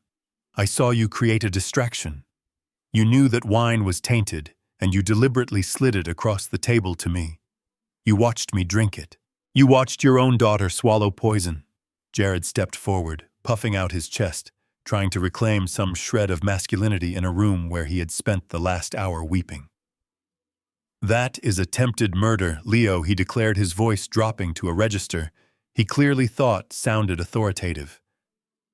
"In the eyes of the law, you administered a toxic substance. Your fingerprints are on that glass. We saw you touch it last. You made the active choice to harm her. It was a breathtaking display of gaslighting. They were twisting reality until it snapped. They were taking their own failed assassination plot and weaponizing my survival instinct against me. They genuinely believed that because I had outsmarted them, I was the criminal. And who is going to believe that narrative?" I asked quietly. Vanessa let out a short, harsh laugh. "Everyone," she said. "Look at you. You are 72 years old. You just sold your company. You are under immense stress. It is the perfect story for the 6 o'clock news. The aging tycoon, paranoid and confusing his medication, accidentally poisons his beloved daughter. Or worse, the senile old man who thinks his family is out to get him, strikes first." She leaned forward, her eyes gleaming with malice. "The media loves a fallen titan, Dad. Imagine the headlines. Imagine the stock price of Heart Logistics plummeting before the deal closes. The board will sue you. Your legacy will be mud. You will spend the rest of your life in court or in a padded cell trying to prove you aren't crazy." Jared pulled a piece of paper from his pocket. It wasn't a legal document. It was a napkin with a number scrawled on it. "But it doesn't have to end that way," he said, smoothing the napkin on the bedside table. "We are family. We don't want to see you ruined. We just want security." He tapped the number. $10 million, Jared said. "Wiring instructions are included. Transfer it to this offshore account within the next hour. Call it a severance package. Call it an early inheritance. We don't care what you call it." Vanessa nodded, her expression hard. 10 million, and we tell the police it was a mistake. We tell them I took the wrong pills. We make this all go away. We disappear, Dad. You never have to see us again. You get to keep your reputation, and we get a fresh start. It is a win-win." I looked at the number. $10 million. It was double the debt they owed the Russians. Even in their desperation, even with a gun to their heads, they couldn't help but try to make a profit. They were greedy to the point of self-destruction. Or I asked. Or Vanessa whispered, "We call the press right now. We tell them you tried to kill me, and we testify against you until the day you die in prison." The room fell silent. They stared at me, waiting for me to crumble. They expected the checkbook. They expected the fear. They had no idea that I wasn't looking at a threat. I was looking at a confession. I was looking at two people who had just handed me the final weapon I needed to destroy them. I didn't reach for my checkbook.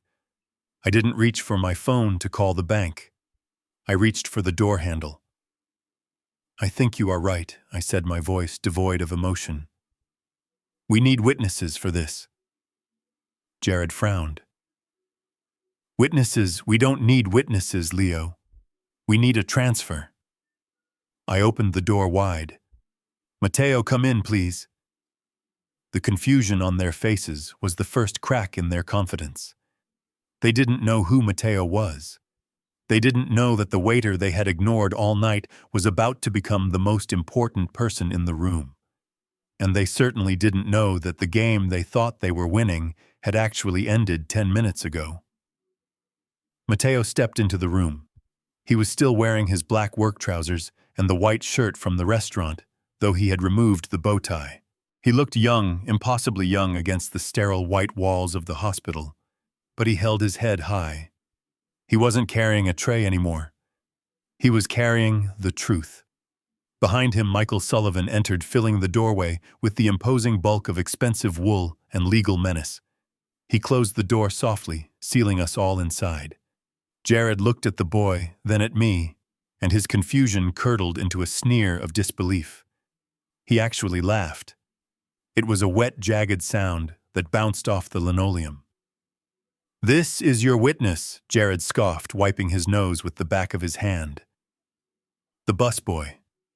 You have got to be kidding me, Leo. This is your master plan. You brought the help to a settlement negotiation." Vanessa didn't laugh, but her lip curled in disgust. She looked at Mateo like he was a stain on the bedsheets. "Get him out of here," she hissed. "We are talking business. We don't need the staff listening in." Mateo didn't flinch. He didn't look at his shoes. He looked directly at Vanessa, meeting her gaze with a quiet intensity that made her shift uncomfortably in the bed. He wasn't serving her anymore. He was judging her.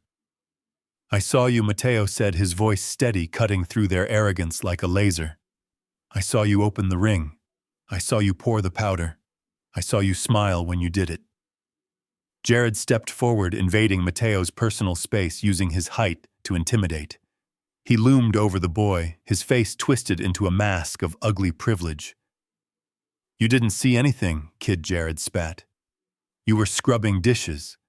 And even if you think you saw something, who is going to care? Do you know how the world works? It is my word against yours. I am a businessman. I am a partner at a capital firm. You refill water glasses for tips. You are a nobody." Jared turned to me, shaking his head with mock pity. "This is pathetic, Leo. Truly. You think a jury is going to take the word of a minimum wage waiter over mine? I will destroy him on the stand. I will dig up every parking ticket, every late rent payment, every mistake he has ever made. I will paint him as a disgruntled employee looking for a payout. His testimony is worthless. It is hearsay from a nobody." I watched Jared dig his own grave with his arrogance. He was making the classic mistake of the wealthy. He assumed that net worth equaled moral weight. He assumed that because Mateo had less money, he had less value. He didn't understand that in a court of law, the truth is the only currency that matters, and Mateo was the richest man in the room. Sullivan cleared his throat. It was a small sound, but it carried the weight of a gavel. "Actually," Sullivan said, his voice smooth and dangerous, "Mateo is not just a waiter. He is a pre-law student at the University of Chicago on a merit scholarship. He has a pristine record.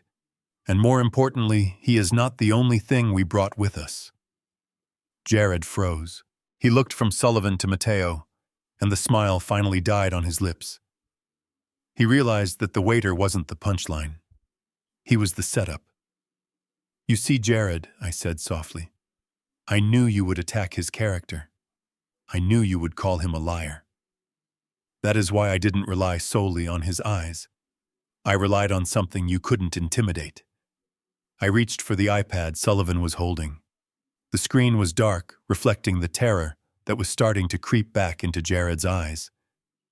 Matteo was just the alarm, I explained. He told me where to look. But the restaurant, the Obsidian. Did you know I am a silent partner in the ownership group? We installed a new security system last month. 4K resolution, high frame rate, and we put a camera directly inside the chandelier above the VIP table. Jared stopped breathing. Vanessa went rigid. Matteo is a brave young man, I said, tapping the screen. But this is a cinematographer, and it captured everything. The iPad landed on those hospital blankets with a heavy, dull thud. It sat there between Vanessa's knees like a black monolith. I did not hand it to them gently. I did not offer to hold it for them. I threw it down like a gauntlet. The screen was already queued up. The brightness was set to maximum. Press play, I said. My voice was not a shout. It was a command. It was the voice of a man who had spent 40 years giving orders that determined the fate of companies, and today I was determining the fate of my family. Jared looked at the tablet as if it were a bomb. His hands were shaking so bad he could barely extend his index finger. He tapped the screen.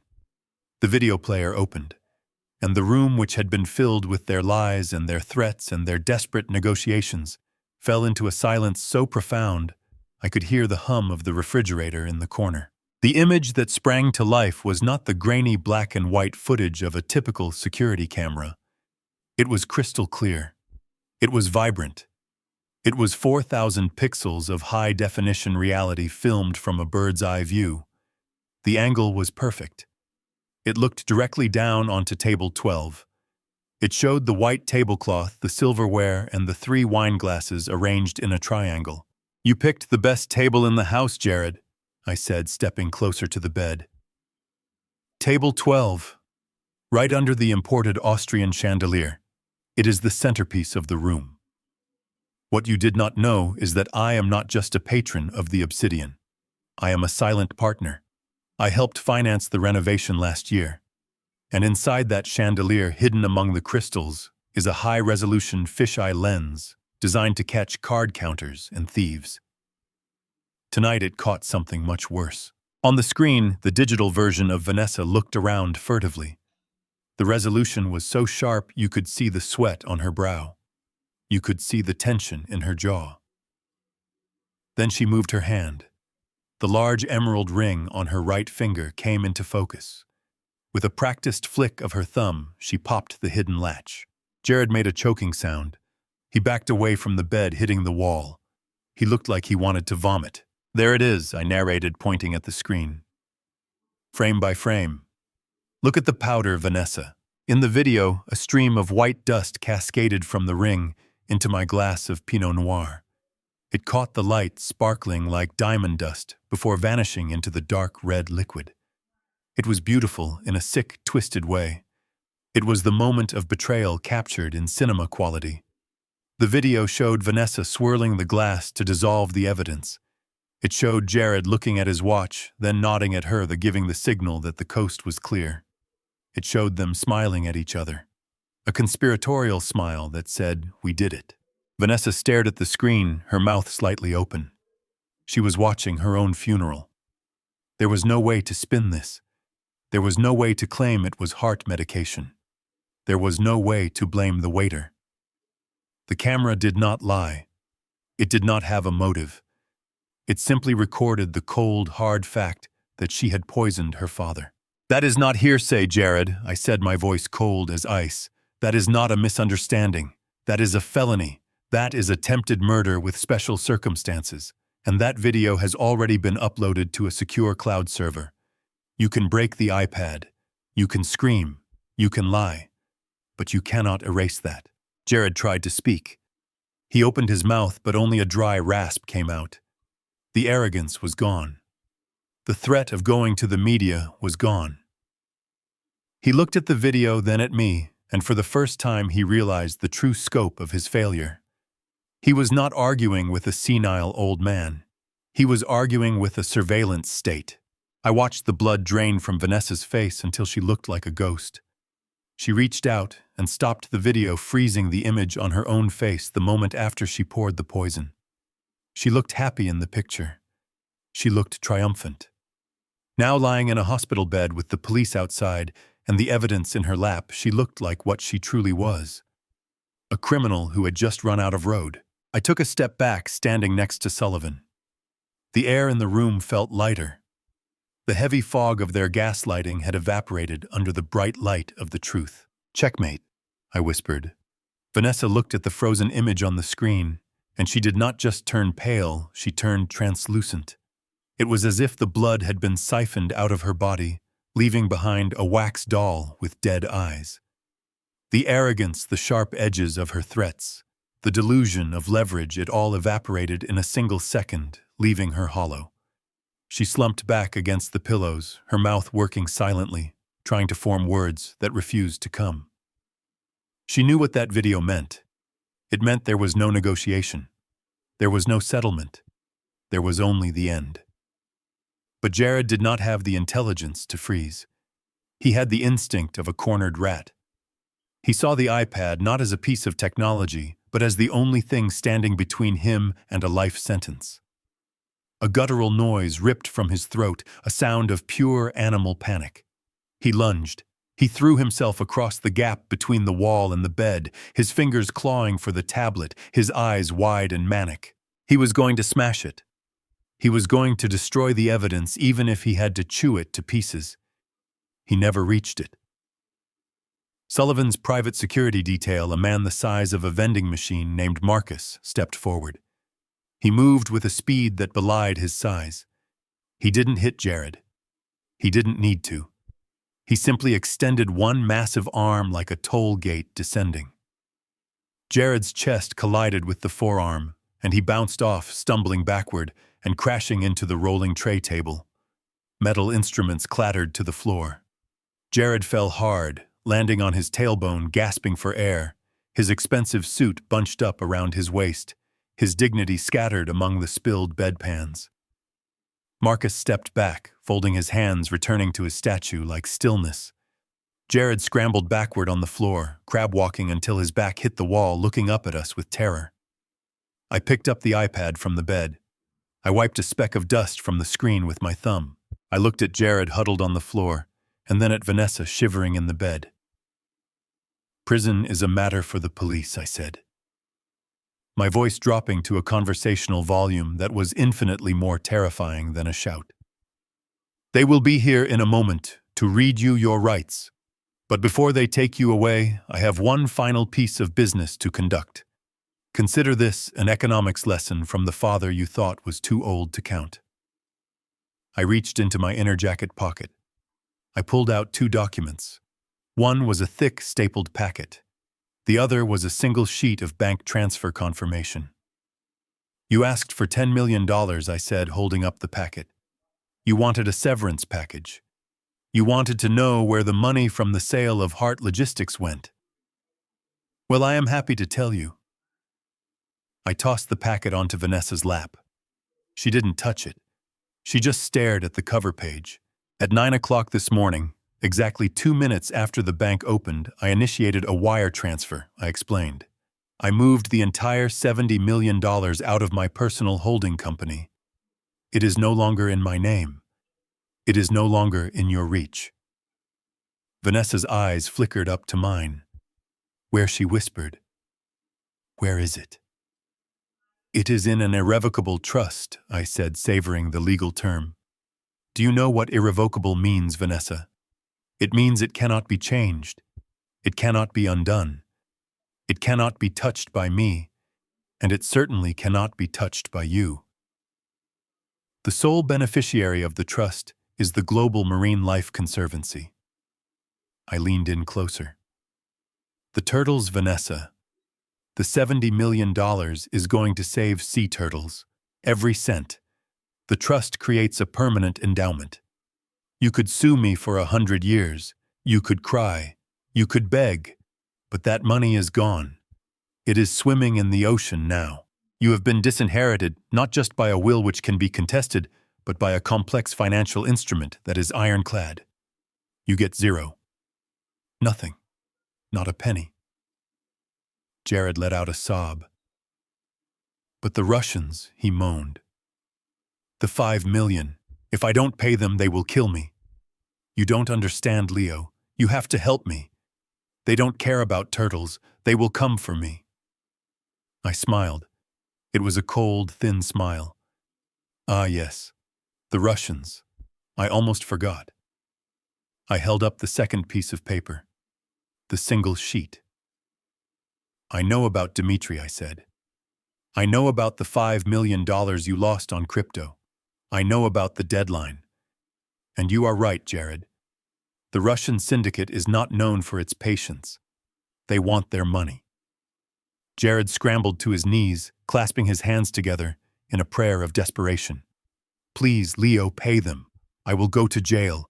I will do whatever you want. Just pay them so they don't kill me inside. I didn't pay them, I said. Jared's face fell. I bought them out. I stepped over his legs and handed him the paper. He took it, his hands shaking so hard the paper rattled. He read the lines. Assignment of debt. Creditor transfer. I went to the investment bank this morning, I narrated, walking him through his own destruction. I bought your debt, Jared.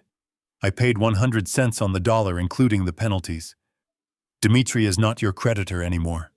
He has his money. He is happy. He has forgotten you exist. Jared looked up, hope flaring in his eyes for a brief second. You paid it, so I'm safe. I laughed dryly. Jared, you are not listening. I own the debt now.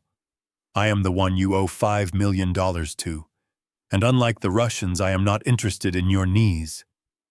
I am interested in your balance sheet. I turned to Sullivan. Foreclose on everything I ordered. I looked back at Jared. As the holder of a defaulted high-risk loan, I am exercising my right to immediate seizure of collateral. We are taking the condo in Lincoln Park. We are taking the Porsche. We are seizing your watch collection. We are freezing your personal checking accounts. We are liquidating your 401k. By the time I am done, you will not just be in prison. You will be destitute. You will rely on the state for your toothbrush. Vanessa let out a wail that sounded like a mourning keen. She understood. It wasn't just jail. It was poverty. It was the erasure of their entire identity. You are bankrupt, I said, looking at them both, morally and financially. You wanted my life. Now I own yours. I turned my back on them. The lesson was over. The class was dismissed, and the police were waiting in the hall. The silence that followed my declaration was heavy and suffocating. It was the sound of a vacuum sealing a coffin. Vanessa sat there, her hands limp in her lap, staring at the thick packet of documents I had thrown onto the bed. She looked at the logo on the cover page, the Global Marine Life Conservancy. It was a picture of a sea turtle swimming in blue water. To anyone else, it was a symbol of hope and preservation.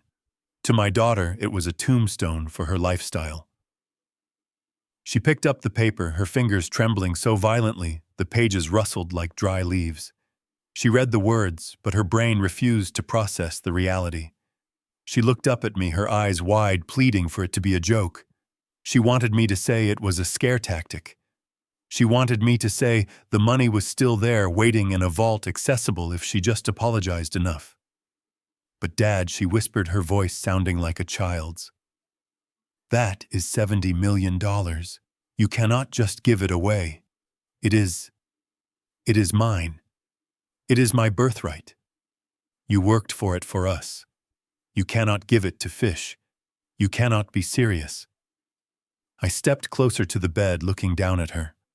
I saw the greed that had rotted her soul from the inside out. She didn't mourn the loss of our relationship. She didn't mourn the fact that she had tried to kill me. She mourned the loss of her shopping sprees. She mourned the loss of the status she felt she was entitled to simply by existing. It was never yours, Vanessa, I said, my voice low and final. It was mine. Every cent of it was earned with my sweat, my sleepless nights, and my sacrifices. I built Heart Logistics while you were sleeping. I expanded it while you were vacationing, and I sold it to secure a future for a family I thought loved me. But I realized tonight that I do not have a family. I have parasites. I pointed to the document in her hand. That trust is irrevocable. Do you understand the legal weight of that word? It means I cannot change my mind tomorrow even if I wanted to. It means no judge can overturn it. It means that as of 9 o'clock this morning, the Hart fortune belongs to the ocean. The dividends will clean up plastic in the Pacific. The principal will fund research vessels. And you, my dear daughter, will not see a single dime of it. Not for a house, not for a car, not for legal fees. You are disinherited. Completely. Permanently. Jared let out a strangled moan from the floor. He wasn't looking at the trust documents. He was looking at the single sheet of paper that transferred his debt to me. He was doing the math in his head, and the numbers were adding up to a life sentence of poverty. But the house, Jared stammered, pulling himself up to his knees. We have the condo. We have equity. If you take the cash, fine. We can sell the condo. We can downsize. We can pay you back slowly. Leo, please. Be reasonable. We have nowhere else to go. I turned my gaze to him. He still didn't get it. He thought this was a negotiation. He thought he was a debtor asking for a payment plan. He didn't realize he was an asset being liquidated. You do not have a condo, Jared, I corrected him, my voice cutting through his delusion like a scalpel. You have a mortgage, and you have a $5 million defaulted loan that is cross-collateralized against all your personal assets. I nodded to Sullivan. He stepped forward, pulling a second set of papers from his briefcase. He handed them to Jared. They were foreclosure notices. They were seizure orders. They were already stamped by a clerk of the court. I filed these 10 minutes ago, I said, watching the hope die in Jared's eyes. As your new creditor, I have declared the principal balance due immediately. Since you cannot pay $5 million right now, I am exercising my right to seize collateral. I began to list the items, ticking them off on my fingers, watching each one land like a physical blow. The penthouse in Lincoln Park is no longer your home. The locks are being changed as we speak. My security team is there now, packing your personal effects into cardboard boxes. You are being evicted effective immediately. Jared gasped, clutching his chest. The Porsche 911? You leased under the company name, I continued, relentless. It has been repossessed. A tow truck picked it up from the hospital parking garage while you were in the emergency room. You will not be driving home, Jared. You don't have a car. Jared looked at his wrist. He was wearing a Patek Philippe watch worth $40,000. I pointed to it. Take it off.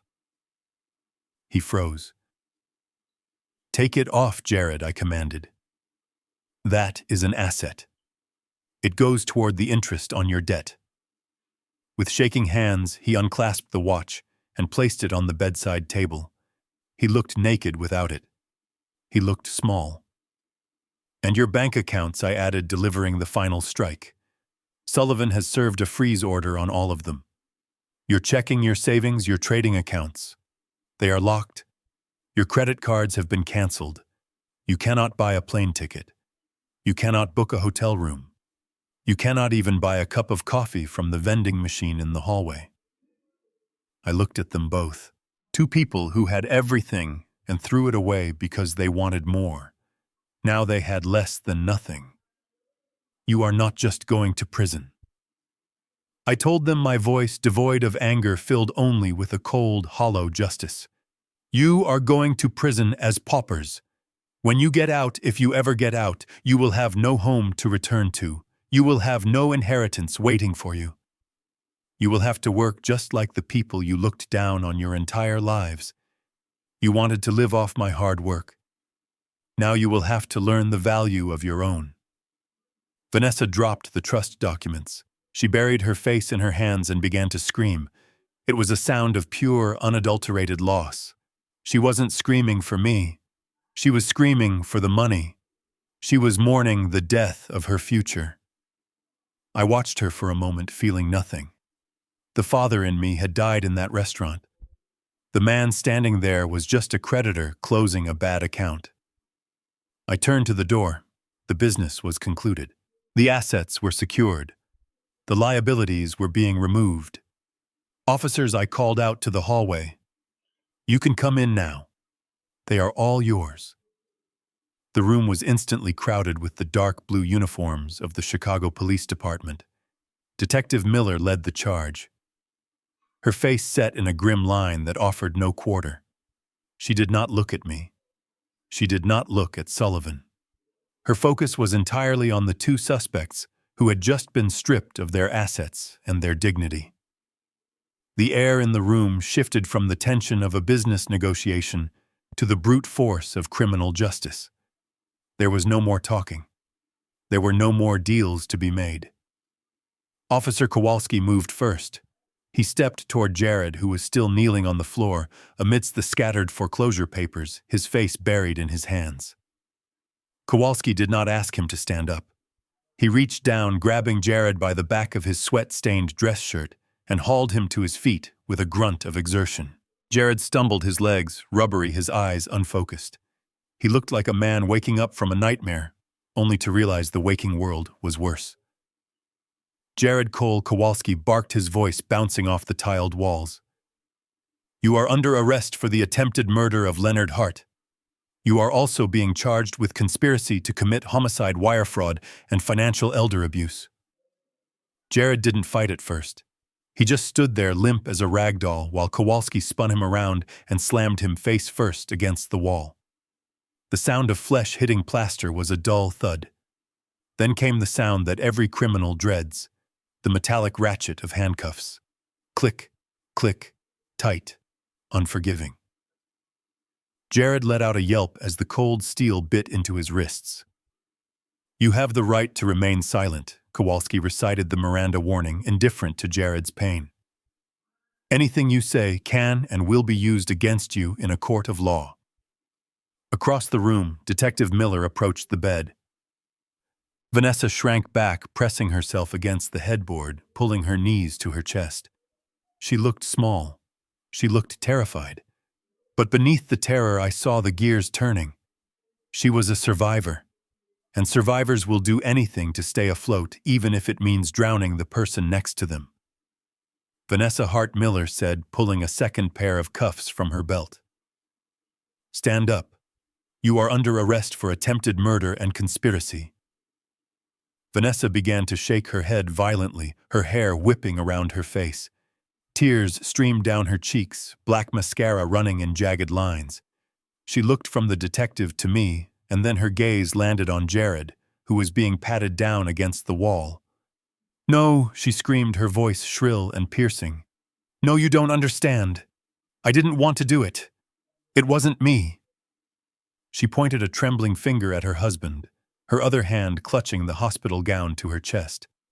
It was him, she shrieked hysterically. It was Jared. He forced me. He made me do it. He owes money to the Russians. He told me they would kill us if I didn't help him. I was scared. I am a victim here.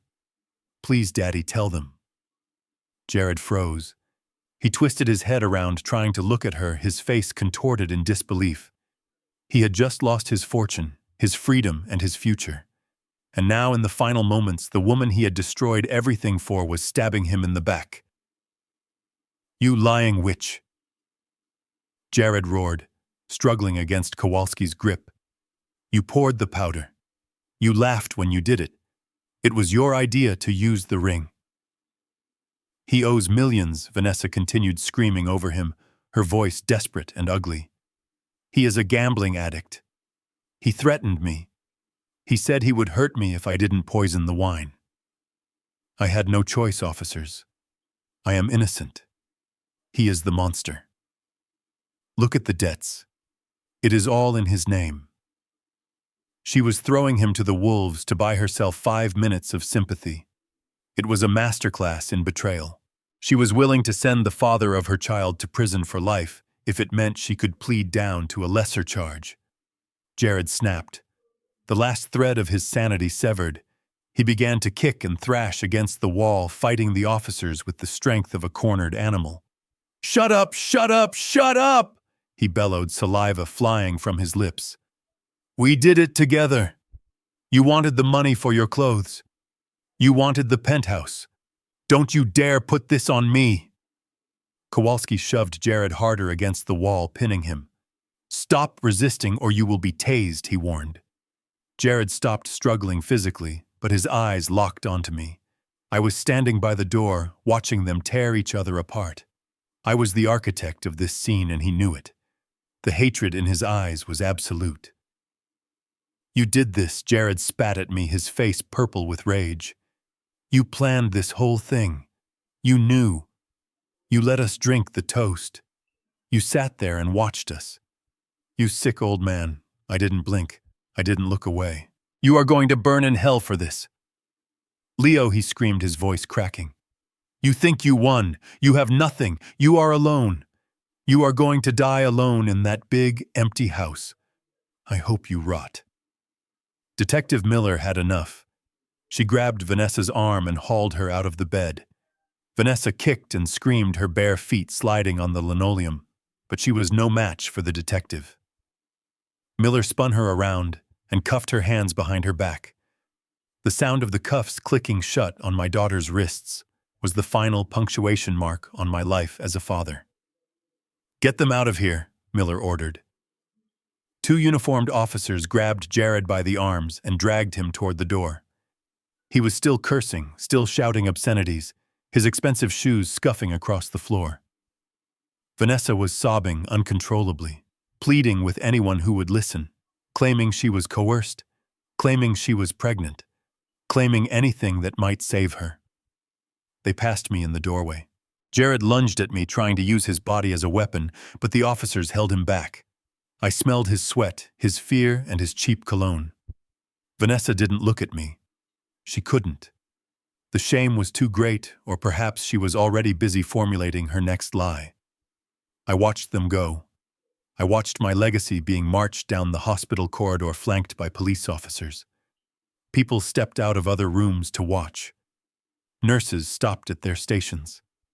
It was the walk of shame I had promised them. They were leaving my life not in a limousine, but in the back of a squad car. The shouting faded as they reached the elevators. The heavy double doors swung shut, cutting off the noise. The room was suddenly quiet. Empty. The bed was mess. The floor was covered in foreclosure notices. The iPad lay on the blanket, the screen dark. I stood there for a long moment, listening to the silence. It didn't feel lonely. It felt clean. I had cut out the cancer. I had survived the surgery. And now, for the first time in years, I could breathe. The sliding glass doors of Northwestern Memorial Hospital hissed shut behind me, severing the final tie to the chaos inside. The wind off Lake Michigan hit me instantly, a physical wall of ice that usually chilled me to the bone. But tonight, standing on the sidewalk under the harsh glare of the streetlights, I did not feel the cold. For the first time in 30 years, I felt warm. I felt light. The weight of expectations, the burden of a toxic legacy, the heavy anchor of a family that only saw me as a bank account. It was all gone. I took a deep breath, filling my lungs with the freezing air, and it tasted like freedom. Sullivan was waiting by the curb next to the idling black town car. Beside him stood Mateo. The boy was shivering, hugging his thin arms to his chest, still wearing his waiter uniform under a borrowed jacket. He looked exhausted. He looked shell-shocked. He had walked into a dinner shift to serve steak and ended up serving justice. He saw me approaching and straightened up, wiping his eyes. He probably expected a handshake or maybe a cash tip before being sent back to his minimum wage life. I walked up to him. I did not offer him a check. Money runs out. I wanted to offer him something that could never be taken away. I placed a hand on his shoulder. It was firm and fatherly, the kind of touch I had wasted on Jared for years. "Mateo, look at me," I said, my voice rough with emotion. You stood up when everyone else would have looked away. You risked your job and your safety for a stranger. That kind of integrity is rare. That kind of character cannot be bought. I nodded to Sullivan, who reached into his briefcase and handed the boy a thick, cream-colored envelope. It was heavy with potential. "That is not a payoff," I told him, as he stared at the package, confusion clouding his eyes. Sullivan made some calls while we were waiting for the police. "That is an acceptance packet. Your tuition to Harvard Law School has been paid in full. Room, board, books, and a monthly stipend. You start in the fall." Matteo gasped, his hands trembling as he clutched the envelope. He tried to speak, but the words choked in his throat. Tears spilled over his lashes. "Don't thank me," I said softly. "Just promise me one thing. Become the kind of lawyer who fights for the truth. Become the man I know you can be. Don't let me down." He nodded, unable to voice his gratitude, but his eyes said everything. I patted his shoulder one last time, then turned to the car. Sullivan held the door open for me. I slid into the leather seat, the warmth of the cabin wrapping around me like a cocoon. The door closed, shutting out the city noise. "Where to, Mr. Hart?" Sullivan asked from the front seat, glancing at me in the rearview mirror. "Anywhere, Michael," I said, leaning back and closing my eyes. "Drive to the airport. Drive to the coast. It does not matter. I have no one to answer to anymore." The car pulled away, merging into the stream of traffic. I watched the hospital recede into the distance, a glowing fortress of pain that held the ruins of my past. My daughter was in a cell. My son-in-law was destitute. My fortune was safe with the ocean. And I was finally just Leo. If you enjoyed this story of justice served cold, hit that like button and subscribe. Let me know in the comments if you would have given them a second chance or if you think they got exactly what they deserved. Until next time, stay safe and watch your drink. This story teaches us a brutal truth about the blindness of greed. My daughter and her husband looked at me and saw only a senile old man ripe for the picking. They forgot that I built the empire they wanted to steal. They mistook my silence for weakness and my kindness for stupidity. The greatest mistake you can make is to underestimate someone based on their age or their station. True wealth is not found in a bank account. It is found in the loyalty of people like Matteo, who do the right thing when no one is watching. Trust is earned, never inherited. If you enjoyed this story of justice served cold, hit that like button and subscribe for more. Let me know in the comments below. Would you have forgiven your daughter, or did I do the right thing?